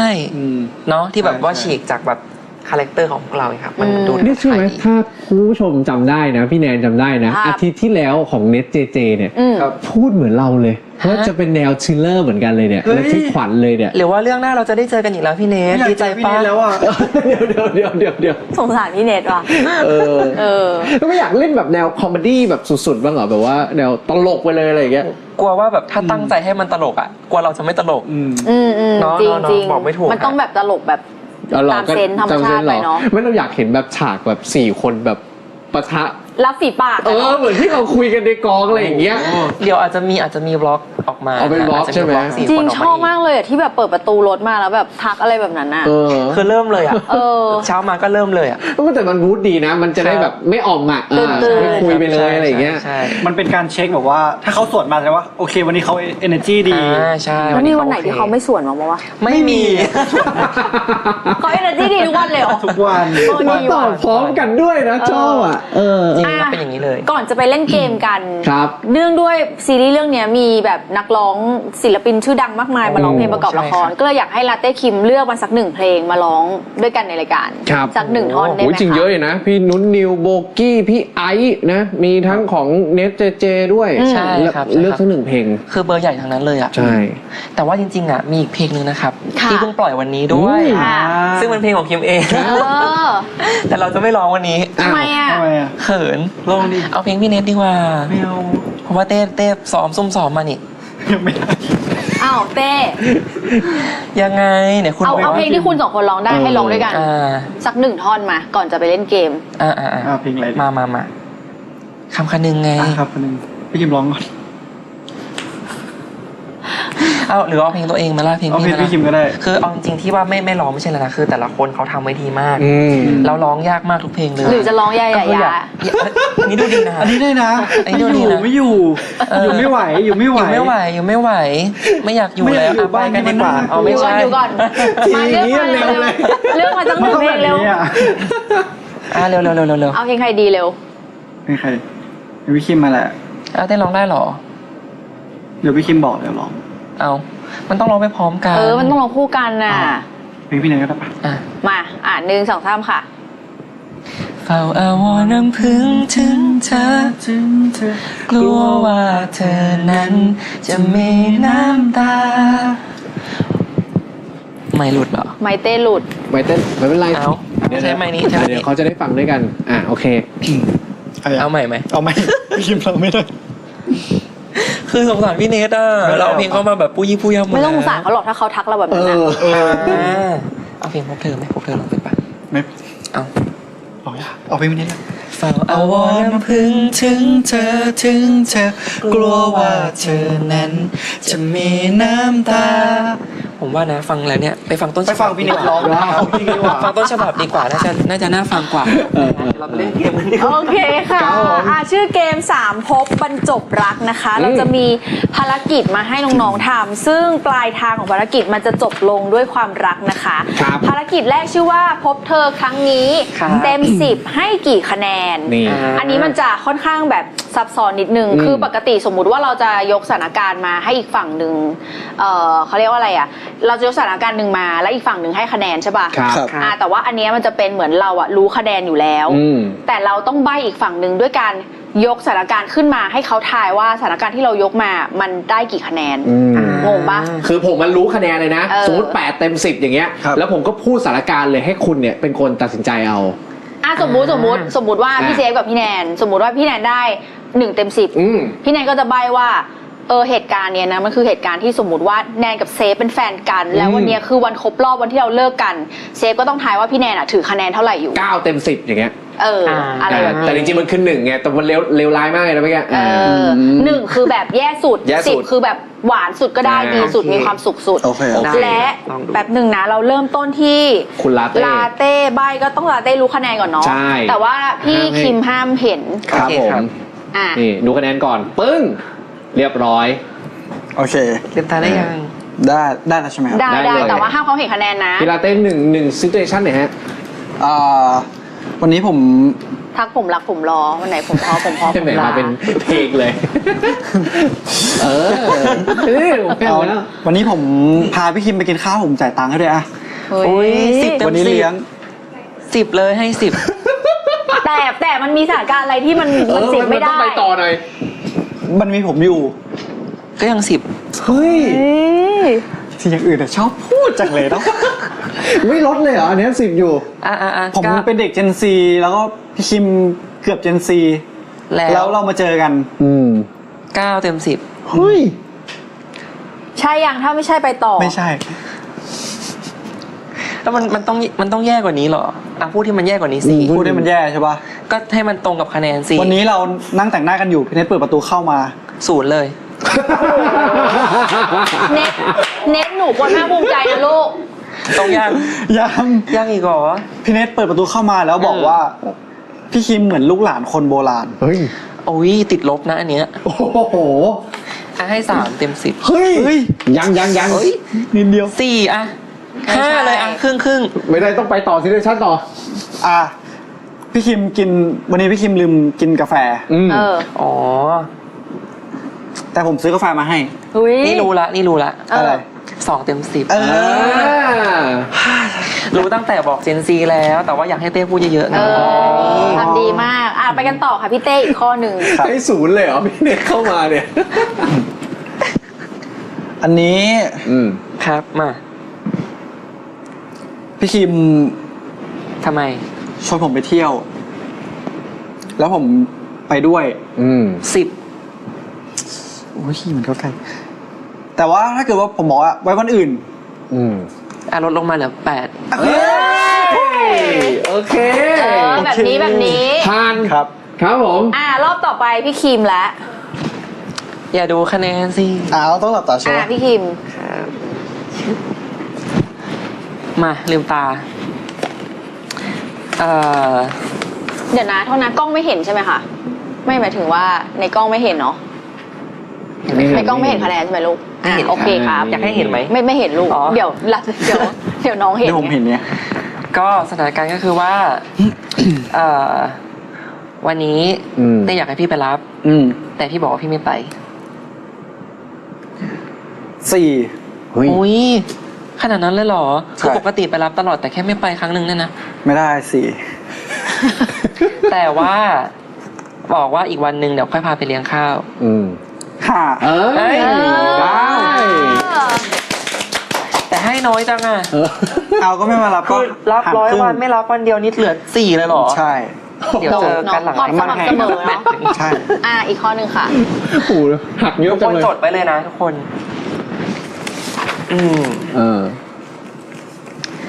วันนี้สมมติว่าวันนี้เต้อยากทำอะไรพี่ตามใจทุกอย่างเลย10ถูกต้องให้10อยู่แล้วอันนี้แปลว่าคือสูงสุดของเต้นี่คือถ้าพี่คิมตามใจก็คือที่สุดแล้วซึ่งปกติก็ตามใจอยู่แล้วปะใช่มีบ้างครับมีบ้างไม่บ้างมีเรื่องไหนที่คุณขัดใจเขาไหมแบบไม่ได้เลยไม่มีเลยไม่มีเห็นไหมผมไม่เคยขัดเลยนะไม่ว่าจะเป็นเต้หรือใครก็ตามเพราะเราคิดว่าแบบอยากให้คนรอบตัวเราแบบอยู่กับเราสบายใจแล้วคนอื่นขัดใจคุณไหมประจำเป็นคนแถวนี้เลยแถวนี้เลยครับขัดใจยังไงไม่เคยเดี๋ยวให้ทางบ้านเขาบอกมาให้เขาดูคนอื่นเขายังรู้กันเลยพิมพ์มาว่าแบบน้องลาเต้ขัดใจพี่คิมยังไงบ้างไปกันที่เกมที่2กันบ้างเมื่อกี้เกมแรกถือว่าผ่านทั้งคู่นะฮะรอบที่2เกมนี้ชื่อว่าพบรักสัมผัสเธอมีคำว่าสัมผัสเนี่ยลองฟังได้เลยว่ามันเกี่ยวข้องกับการสัมผัสอยู่แล้วแต่ว่ากติกาคือเราจะมีป้าย กรี๊ดเลยเหรอ กรี๊ดเลย กรี๊ดแบบดีใจไหม เหมือนเจอผี เหมือนเจอว่านล้างไงไม่รู้เราจะมีป้ายอวัยวะส่วนต่างๆให้ทั้งคนให้ทั้งสองคนเนี่ยได้เลือกกัน ค่ะ ว่าใครจะได้เลขหมายเลข1แล้วก็หมายเลข2หลังจากนั้นเนี่ยก็จะมาดูหันพลิกมาก็จะเป็นอวัยวะต่างๆทำยังไงก็ได้ให้อวัยวะเลข1กับเลข2ที่คุณจับได้เนี่ยเอามาชนกันแค่นั้นเองรอบแรกน้องเลือกก่อนใครจะ1ใครจะ2ค่ะ1ครับพี่คิม1นี่ไปก่อนพี่คิม พี่คิมครับพี่ลาเต้ ครับ และ1กับ2ได้อวัยวะอะไรคะ1มือคือมือ2คือหลังครับผมหลังครับผม ก็ต้องเอามือกับหลังมาสัมผัสกันหรือเรียกว่าทุบหลังนั่นเองนะครับมา มันใช่เหรอให้มันโรแมนติกหน่อยสิคุณพี่โอเคต้องจับเลยใช่ไหมฮะได้เลยฮะอันนี้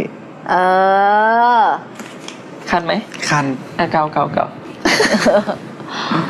โอเคข้อต่อไปค่ะข้อต่อไปสลับเลยใช่ไหมจับไม้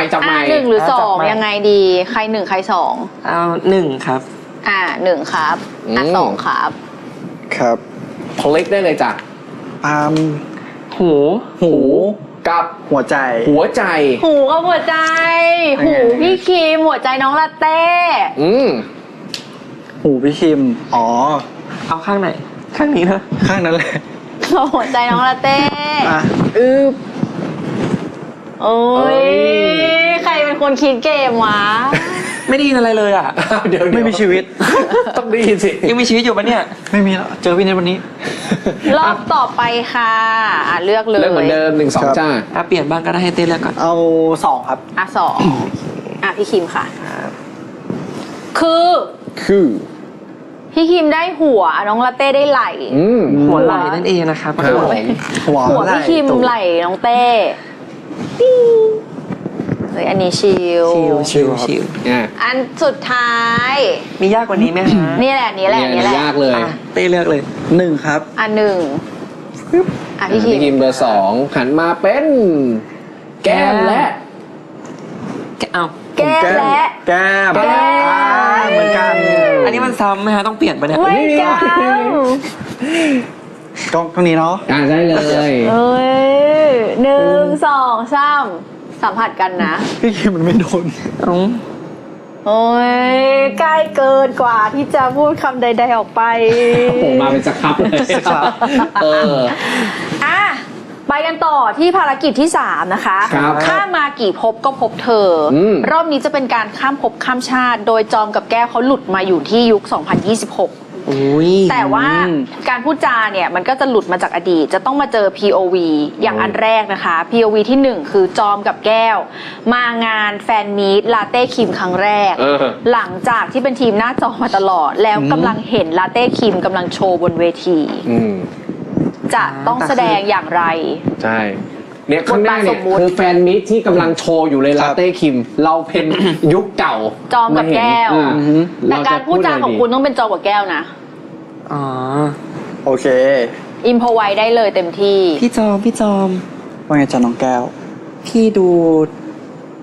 2 ท่านนั้นสิน่าตลกมาก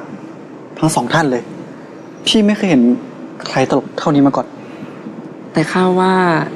พี่ตลกกว่านะนอกบทปะก็อิมพอไว้ต่อพี่ตลกกว่าตรงไหนพี่หล่อกว่าตั้งเยอะก็จริงจ้ะพี่จอมหล่อที่สุดแล้วอันนี้มีคัดยังนะหล่อแล้วตลกด้วยหล่อข้าคิดว่าข้าอยากไปดูใกล้ๆนะจ๊ะใกล้แค่ไหนพี่ก็พาเจ้าไปแค่นี้หมายถึงดู2 คนนั้นหรือดูพี่นี่แหละดูให้เต็มตาไหนลองวิจารณ์ลาเต้คิมหน่อยสิหลังจากที่แบบดูเขามานานลองวิจารณ์เขาหน่อยสิประโยคอะไรดูให้เต็มตาอย่าพูดดิก็วิจารณ์ลาเต้คิมวิจารณ์โอเคข้าว่าแม่นางผู้นั้นงดงามยิ่งนักข้าก็ว่าเช่นนั้นแต่และอีกท่านล่ะรูปร่างหน้าตาคล้ายคลึงกับสุนัข เอาคัดเลยไหมครับ น้องแก้ว คอหลังไหม ไม่คือยุคนี้เขาชอบพูดว่าหมาเด็กใช่ไหมยุคนั้นเขาพูดว่าสุนัขวัยเด็กแต่หนูเป็นวักนานไงใจคอไม่ดีเลยเอาอีกชายผู้นั้นชายหนุ่มผู้นั้นช่างมีท่าทางคล้ายคลึงกับสุนัขวัยเด็กยิ่งนักดูทะเลนเสียจริงแต่แม่ผู้นั้นช่างดูเหมือนพระพุทธเจ้ากับทรงผมของเขาโอ้โหไปใหญ่แล้วและระหว่างที่ดูเนี่ยนะเน็ตและเจขึ้นเวทีมาแล้วดูช่างนั้นสิหล่อมากข้าคิดว่าเหมือนคนในยุคนั้นมากเลยบ่าวที่เดินข้างขึ้นเวทีเสียอีกโคตรแรงขอโทษแทนไม่คือเขาขึ้นไปแบบเขาแบบสวมบทบาทไงใช่ก็คือเพื่อปลอมตัวไงใช่ไหมแต่ว่าปลอมเนี่ยเกินไปโอเค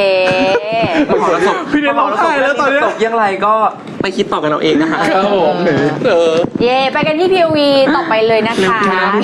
POV ที่2คือจอมกับแก้วเนี่ยไปเดทกันที่สยามแล้วไปเจอ TikToker เข้ามาขอสัมภาษณ์ซึ่งไอ้ TikToker ก็คือพี่ไหนกับพี่เซฟนั่นเองใช่นะคะโผล่เข้ามาเลย5 4 3 2สวัสดีค่ะน้อง2คนน่ารักจังเลยชื่ออะไรกันคะเนี่ยข้ามีนามว่าแก้วจ้ะจอมครับคุณจอมกับคุณแก้วคุณจอมกับคุณแก้ว2คนนี้คิดว่าใครปากแข็งกว่ากันข้าคิดว่าพี่จอมข้าคิดว่าน้องแก้วเหตุใดเล่าพระเจ้าไม่พูดบอกรักข้าบอกรักพี่ตั้งแต่เนิ่นนานแสนนานโขแล้วพี่จอมบอกตอนไหนข้าจำไม่ได้งั้นต้องบอกตอนนี้บอกตอนนี้เลยพี่จอมเราอยู่ท่ามกลางสยามพารากอนจะให้ข้าพูดอย่างนั้นได้อย่างไรข้าเขินอายนะจ๊ะเจ้ารู้จักสยามพารากอนด้วยหรือ yes ไปมันก็มีพอดีหมอนโดนไหมพี่ยิมโน่นน่ะหมอนออกนิดนึงโดนไหมลูกแล้วเต็ม10คะแนนให้คนข้างๆกี่คะแนนดีคะข้าให้พี่จอม1 ล้านกีบเจ้าค่ะโอ้โหล้านกีบเลยเหรองั้นข้าให้เจ้า2 ล้าน2 สตางค์ขอบน้ำใจหน่อยจ้าพี่จอมแต่วันหลังเก็บไว้เองเถิดขนาดไปซื้อผ้าเช็ดหน้าในตลาดพี่เลือกให้ข้าจะต้องจ่ายเองเลยแฉแต่เช้าทีนั้นน่ะคือฟิลไลฟ์แบบชีวิตจริงอยู่ช่วยเลือกไปเวลาไปช้อปปิ้งอ่ะช่วยเลือกหมดเลยอุ้ยพี่อันนั้นสวยอันนี้พี่ต้องมีแต่ใครจ่ายเอานี่ขนมจ่ายเองคือเก่าความในใจเยอะเหมือนกันเนาะแล้วให้เลือก2คนเนี้ยเอาคิดว่าใครจีบหรือว่าเขาเรียกว่าอะไรนะจีบก่อนกับโดนจีบเลือกยังไงถ้าเป็นเมื่อก่อนอ่ะคิมอาจจะเป็นโดนจีบแหละแต่ถ้าเป็นตอนนี้คือไม่คิมจอมกับแก้วน้องแก้วอยู่ต้องจอมกับแก้วจอมแก้วคิดว่าน้องแก้วน่าจะเป็นคนจีบนะใช่ไหมเพราะว่าเขาชัดเจนในความรักของตัวเองแต่พูดแบบยังอยู่ในยุคนั้นนะโอเคข้าว่าข้าต้องเป็นฝ่ายเข้าหาพี่จอมก่อนจ้ะพี่จอมข้าวันๆทำแต่งานไม่ได้สนใจเรื่องรักใครเลยเช่นนั้นหรือใช่แล้วตอนหลังเหตุใดพี่ถึงตามมาง้อข้าล่ะเพราะข้าขาดเจ้าไม่ได้น้อยเพราะข้าต้องการแรงงานไว้ใช้ในเรือนเพราะว่าเจ้าจ่ายตังค์ให้ข้าตลอดเลยเห็นไหมทุกท่านโปรดดูไว้เสียเถิดพี่จอมมาหาข้าเพียงเพราะว่าหิวข้าวและต้องการแรงงานเท่านั้นจ้ะชัดเจนแต่ข้าจ่ายค่าจ้าง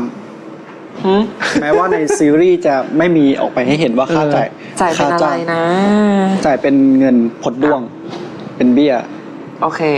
ข้าไม่รับดอกเพราะบ้านข้าก็มีเบี้ยเยอะโขท่านช็อตเขาไงเขาส่งให้หวานๆแล้วงั้นข้าขอถามต่อเลยแล้วกันกล้าจ้องตากันสัก10 วินาทีไหมเพคะถ้ากล้าก็เริ่มเลยให้10 นาทีเลยเฮ้ยให้ทั้งวันถ้างั้นก็เริ่มเลยค่ะ10 วินาทีเริ่มค่ะเอายังไม่ทันลึกแป๊บนึง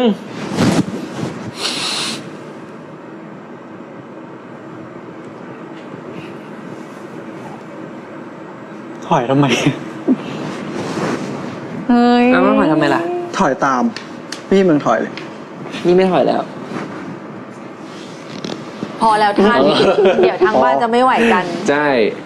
ไปต่อถามทั้ง2คนหน่อยถ้า ถ้าไม่ได้ชื่อจอมกับแก้ว จะเรียกอีกฝ่ายด้วยชื่ออะไรดีอะ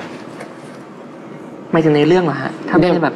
ยังเป็นจอมกับแก้วอยู่นะยังน่าเป็นติ๊กต็อกเกอร์เข้าไปถามแต่ยังนั้นผสมกับการเป็นพิธีกรเลยงงไปหน่อยข้าจะเรียกพี่ว่าจอมใจของฉันได้ไหมจ๊ะข้าจะเรียกน้องแก้วว่าลิงน้อยของพี่โอ้โหไม่ก็ของพี่เนทกับเจเจเขามีไงก็สูสีกันดีอ่ะอีกคนเรียกเป็นสุนัขเด็กอีกคนเป็นลิงน้อยของพี่เนทเขาเป็นอะไรนะในเรื่องอะแมวคราวแมวคราวกับตัวนั่นแหละครับอะไรบ้างนะจอมใจกับลิงน้อยลิงน้อยโอเคสุดท้ายค่ะขอท่าคู่น่ารักให้กับคุณผู้ชมที่ชมคลิปนี้กันหน่อยค่ะเชิญเลยน่ารักซิกเนเจอร์เลยจับแก้มเหมือนในซีรีส์ไงโอเคจับอยู่อย่างอ้าว1 2 3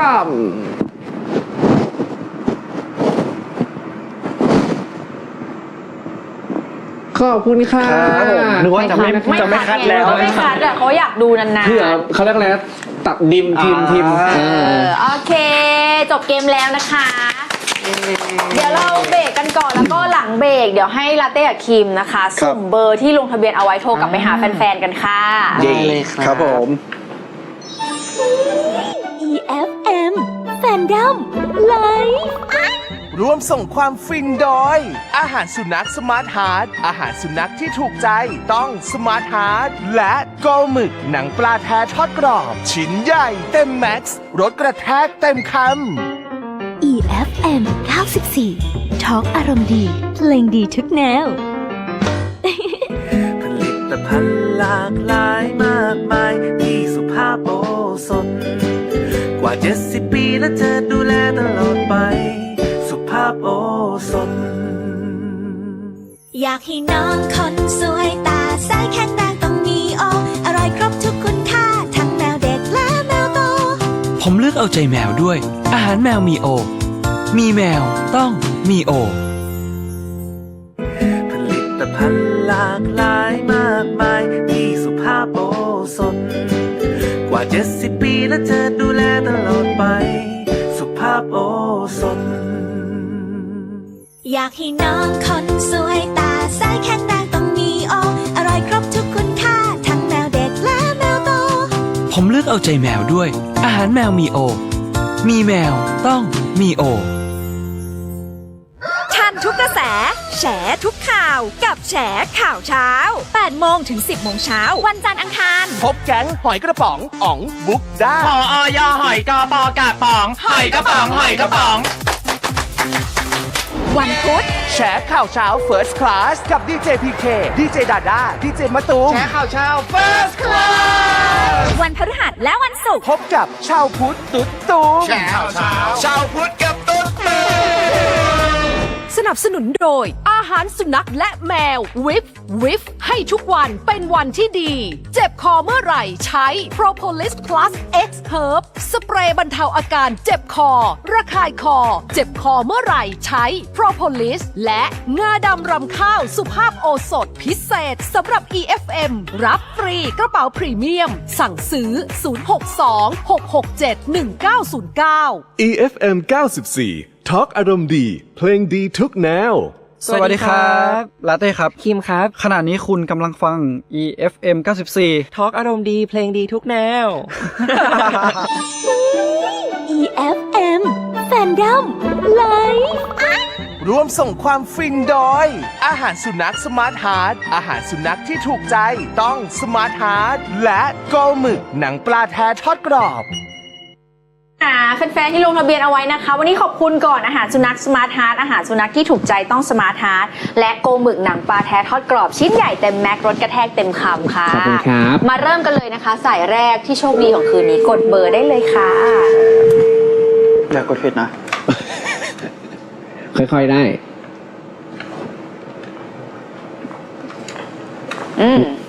เดี๋ยวก็จะมี1คำถามมาถามพวกเราสายแรกนะทุกคนจะเป็นใครนะมายังสวัสดีค่ะ สวัสดีค่ะ สวัสดีครับ สวัสดีครับ สวัสดีค่ะ คุณอินอุ้ย สวัสดีครับคุณอิน คุณอินขำอะไรหรือเปล่าครับ ไม่มีอะไรค่ะ อ๋อไม่มีอะไร คุณอินโทรมาจากแถวไหนคะ หมายถึงบ้านเหรอคะ ใช่ใช่เลย แถวไหน ตอนนี้อยู่ไหนตอนนี้อยู่ไหน ตอนนี้หมายถึงว่าบ้านอยู่แถววันนี้พูดได้เหรอคะ อ๋อไม่ก็อยู่บ้านใช่ไหมล่ะ อยู่ข้าง อยู่บ้านค่ะอยู่ โอ บ้าน เคอยู่บ้านอยู่บ้าน บอกกว้างๆก็ได้ บ้านอยู่แถวไหน แถวไหนอะ บ้านอยู่แถวบางหว่าค่ะบางหว่า อ๋อก็ไม่ไกลมาก บางว่าคือตรงไหนอะ บางว่าก็สุดนู่นน่ะ อ่อนนุชไปเหรอ ใช่ไหม อยู่พัทแบบอีกนิดนึงออกไป เลยกรุงธนบุรีไป โอ้โหฝั่งทนเลยเหรอ เอาเหรอ โอ้ไกลเหรอ อ๋อโอเค คุณอินวันนี้1 คำถามอยากถามอะไรลาเต้คิมคะ อยากถามว่าได้ยินว่าอยากแบบว่ารู้สึกยังไงกับผลงานเรื่องนี้ที่อยู่ทั้งคู่ก็อยู่กับมันมานานโดยเฉพาะลาเต้ที่จริงๆก็อยู่กับเรื่องนี้มาแบบ3 ปีกว่าแล้วใช่ค่ะรู้สึกยังไงกับปีนี้ เต้ตอบแล้วกัน ก็รู้สึกว่าภูมิใจนะที่ในสุดมันก็ออกมาเป็นชิ้นงานให้ทุกคนได้เห็นแล้วก็มันเป็นงานที่แบบเป็นโปรเจกต์ที่อยู่มานานมาก แล้วก็กว่าจะได้ทำกว่าจะเสร็จเจออุปสรรคอะไรหลายอย่างก็ตอนนี้มันสำเร็จแล้วก็จะจบแล้วด้วยก็ดีใจมากเลยครับรู้สึกว่าภูมิใจกับทุกคนมาก ใช่แล้วก็รู้สึกว่าอยากขอบคุณทุกคนที่แบบว่าทั้งคนที่แบบอยู่กับโปรเจกต์นี้ตั้งแต่เริ่มต้นเนาะแล้วก็จนถึงวันนี้ที่ว่าแบบมันใกล้จะจบแล้วด้วยอ่ะก็อยากขอบคุณจริงๆเพราะว่าโปรเจกต์นี้มันจะสำเร็จรุ่งโรจน์ไม่ได้เลยถ้าแบบขาดกำลังใจจากทุกคนนะครับก็ขอบคุณมากๆเลยนะครับค่ะ คุณอินแล้วคุณอินไปดู Final EP ด้วยไหมเนี่ยไปค่ะไปอยู่แล้วนอน ไปโอเคค่ะคุณอินขอบคุณนะคะ ขอบคุณนะพี่นะ ขอบคุณค่ะ สวัสดีค่ะมาสายต่อไปค่ะ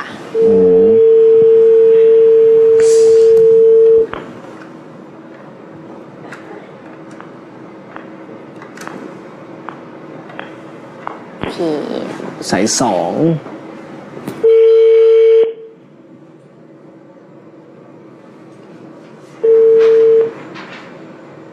สวัสดีค่ะ สวัสดีครับ คุณเอมรู้แล้วใช่ไหมว่าใครโทรหาคุณรู้แล้วค่ะใครเอ่ยใครหน้าลาเต้คิมค่ะมา1 คำถามที่คุณเอมเตรียมมาถามได้เลยนะได้ค่ะอยากจะถามเต้คิมว่าถ้าเลือกไปเที่ยวด้วยกันไปทะเลหรือภูเขาคะเพราะว่าอ๋อให้เลือกระหว่างทะเลกับภูเขาใช่ไหมถ้าได้ไปด้วยกันและเพราะอะไรถ้าตอนนี้ที่อยากไปน่าจะเป็นทะเลผมเป็นภูเขาภูเขาฮะทำไมเพราะว่าร้อนภูเขาอาจจะเย็นนี่อยากไปทะเลนะเพราะว่าแบบซัมเมอร์ที่ผ่านมาก็ไม่ได้ไปทะเลเลยแล้วทำไงดีอ่ะถ้าต้องแต่เพิ่งไปอะไร2 ทริปเลยได้ไหมหมายถึงว่าอยากไปกับเขาอยากไปด้วยกันไปด้วยกันเลือกหน่อยได้ไหมใช่2 ทริปเลยได้ไหมได้เนาะเพราะเรามีสปอนก็คือ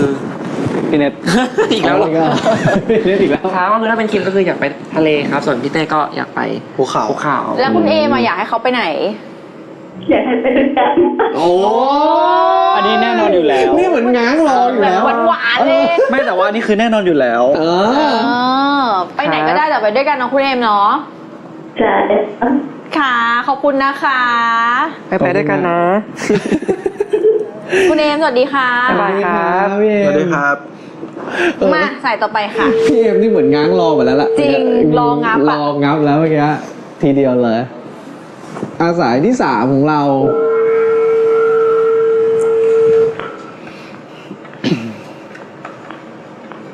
เราไม่ต้องยกโหไม่ต้องยกเลยนี่เป็นโทรศัพท์รุ่นใหม่ล่าสุดเลยของนี่คือล่าสุดของอยุธยาไงใช่มากเลยเนี่ยคือใหม่สำหรับเรานะใหม่สำหรับรุ่นนี้สวัสดีครับ สวัสดีครับสวัสดีค่ะคุณแม่จ๋าคุณแม่จ๋าคุณแม่จ๋าชื่อในวงการหรือเปล่าอันนี้ชื่อแม่จ๋าหรือเป็นแม่ของคุณจ๋าหรือยังไงคะเป็นแม่ของลาเต้ค่ะสวัสดีครับแม่จ๋าคุณแม่จ๋ามีอะไรมาถามลาเต้คิมคะ อยากถามว่าช่วงนี้มีเพลงไหนที่ชอบฟังเป็นพิเศษไหมเพราะอะไร เพลงใหม่ เพลงไหน ที่ชอบฟังเป็นพิเศษไหมเพราะอะไร ใช่ช่วงนี้ No More Hiding เอ้ยเพลงใครอ่ะ เป็นศิลปินต่างชาติ จริงเหรอ No More Hiding ไง ของใครของใคร ของพี่คีมของพี่คีม แล้วร้องได้ยัง อาจจะยังโอเค แล้วพี่คิมล่ะ พี่คิมขอหนึ่งเพลง คิมก็เพลงตัวเองด้วยแล้วก็อีกเพลงก็เป็นเพลงติดฝนนะคะของน้อง กลิ่นฝน กลิ่นฝนของเติ้ลเฟิร์สวันครับ มูนเข้าหน้าฝนพอดี แล้วคุณแม่จ๋าล่ะ แม่จ๋าล่ะ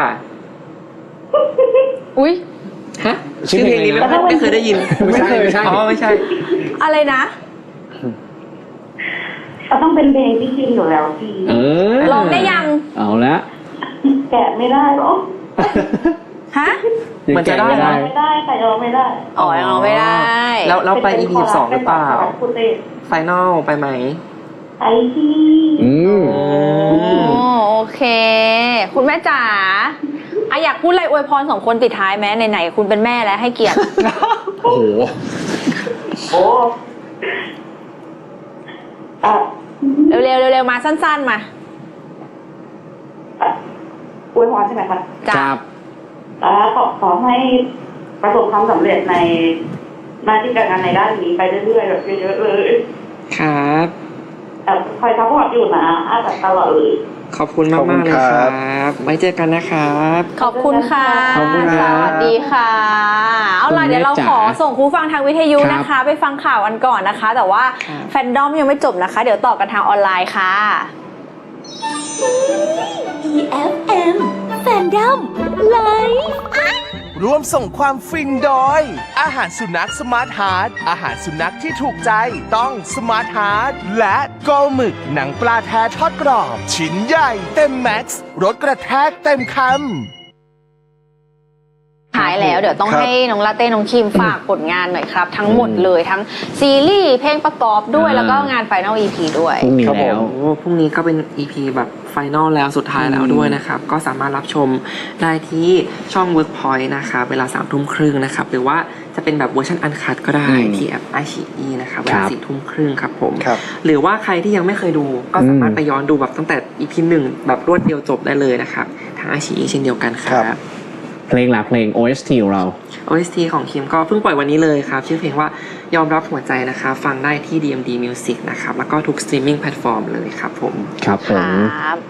แล้วก็มีเพลงอื่นๆด้วยของซีรีส์ใช่ก็คือชั้นนำหมดเลยน้องนุ้นนิวโบกี้มีพี่ไอซ์นันยูมีเนสเจเจด้วยก็ไปตามฟังกันได้เลยนะครับทุกเพลงเลยแล้วก็รวมไปถึงใครที่เตรียมพร้อมไปเจอไฟนอลแล้วก็เดี๋ยวไปเจอกันพรุ่งนี้ EP สุดท้ายส่งท้ายทุกตัวละครทุกตัวละครบอกเลยว่าแบบจัดเต็มแน่นอน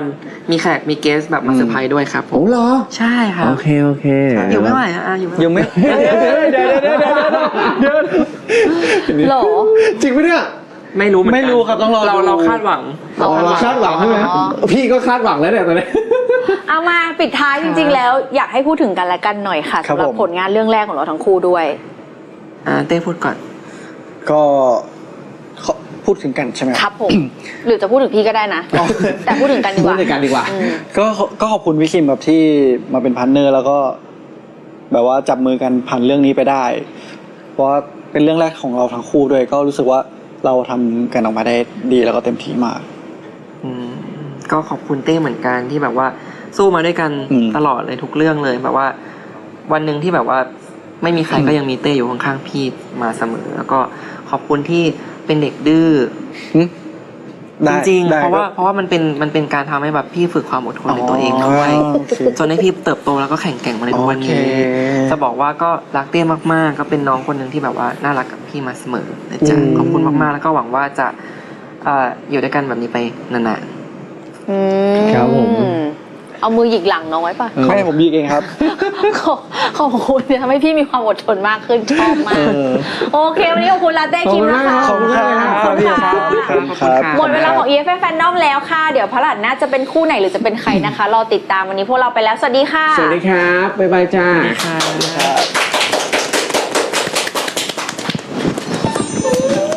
EFM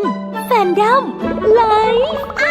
ร่วม มส่งความฟินโดยอาหารสุนัขสมาร์ทฮาร์ดอาหารสุนัขที่ถูกใจต้องสมาร์ทฮาร์ดและโกหมึกหนังปลาแท้ทอดกรอบชิ้นใหญ่เต็มแม็กซ์รสกระแทกเต็มคำ สวัสดีครับลาเต้ครับคิมครับขณะนี้คุณกำลังฟัง EFM 94 ทอล์กอารมณ์ดีเพลงดีทุกแนว EFM 94 ทอล์กอารมณ์ดีเพลงดีทุกแนว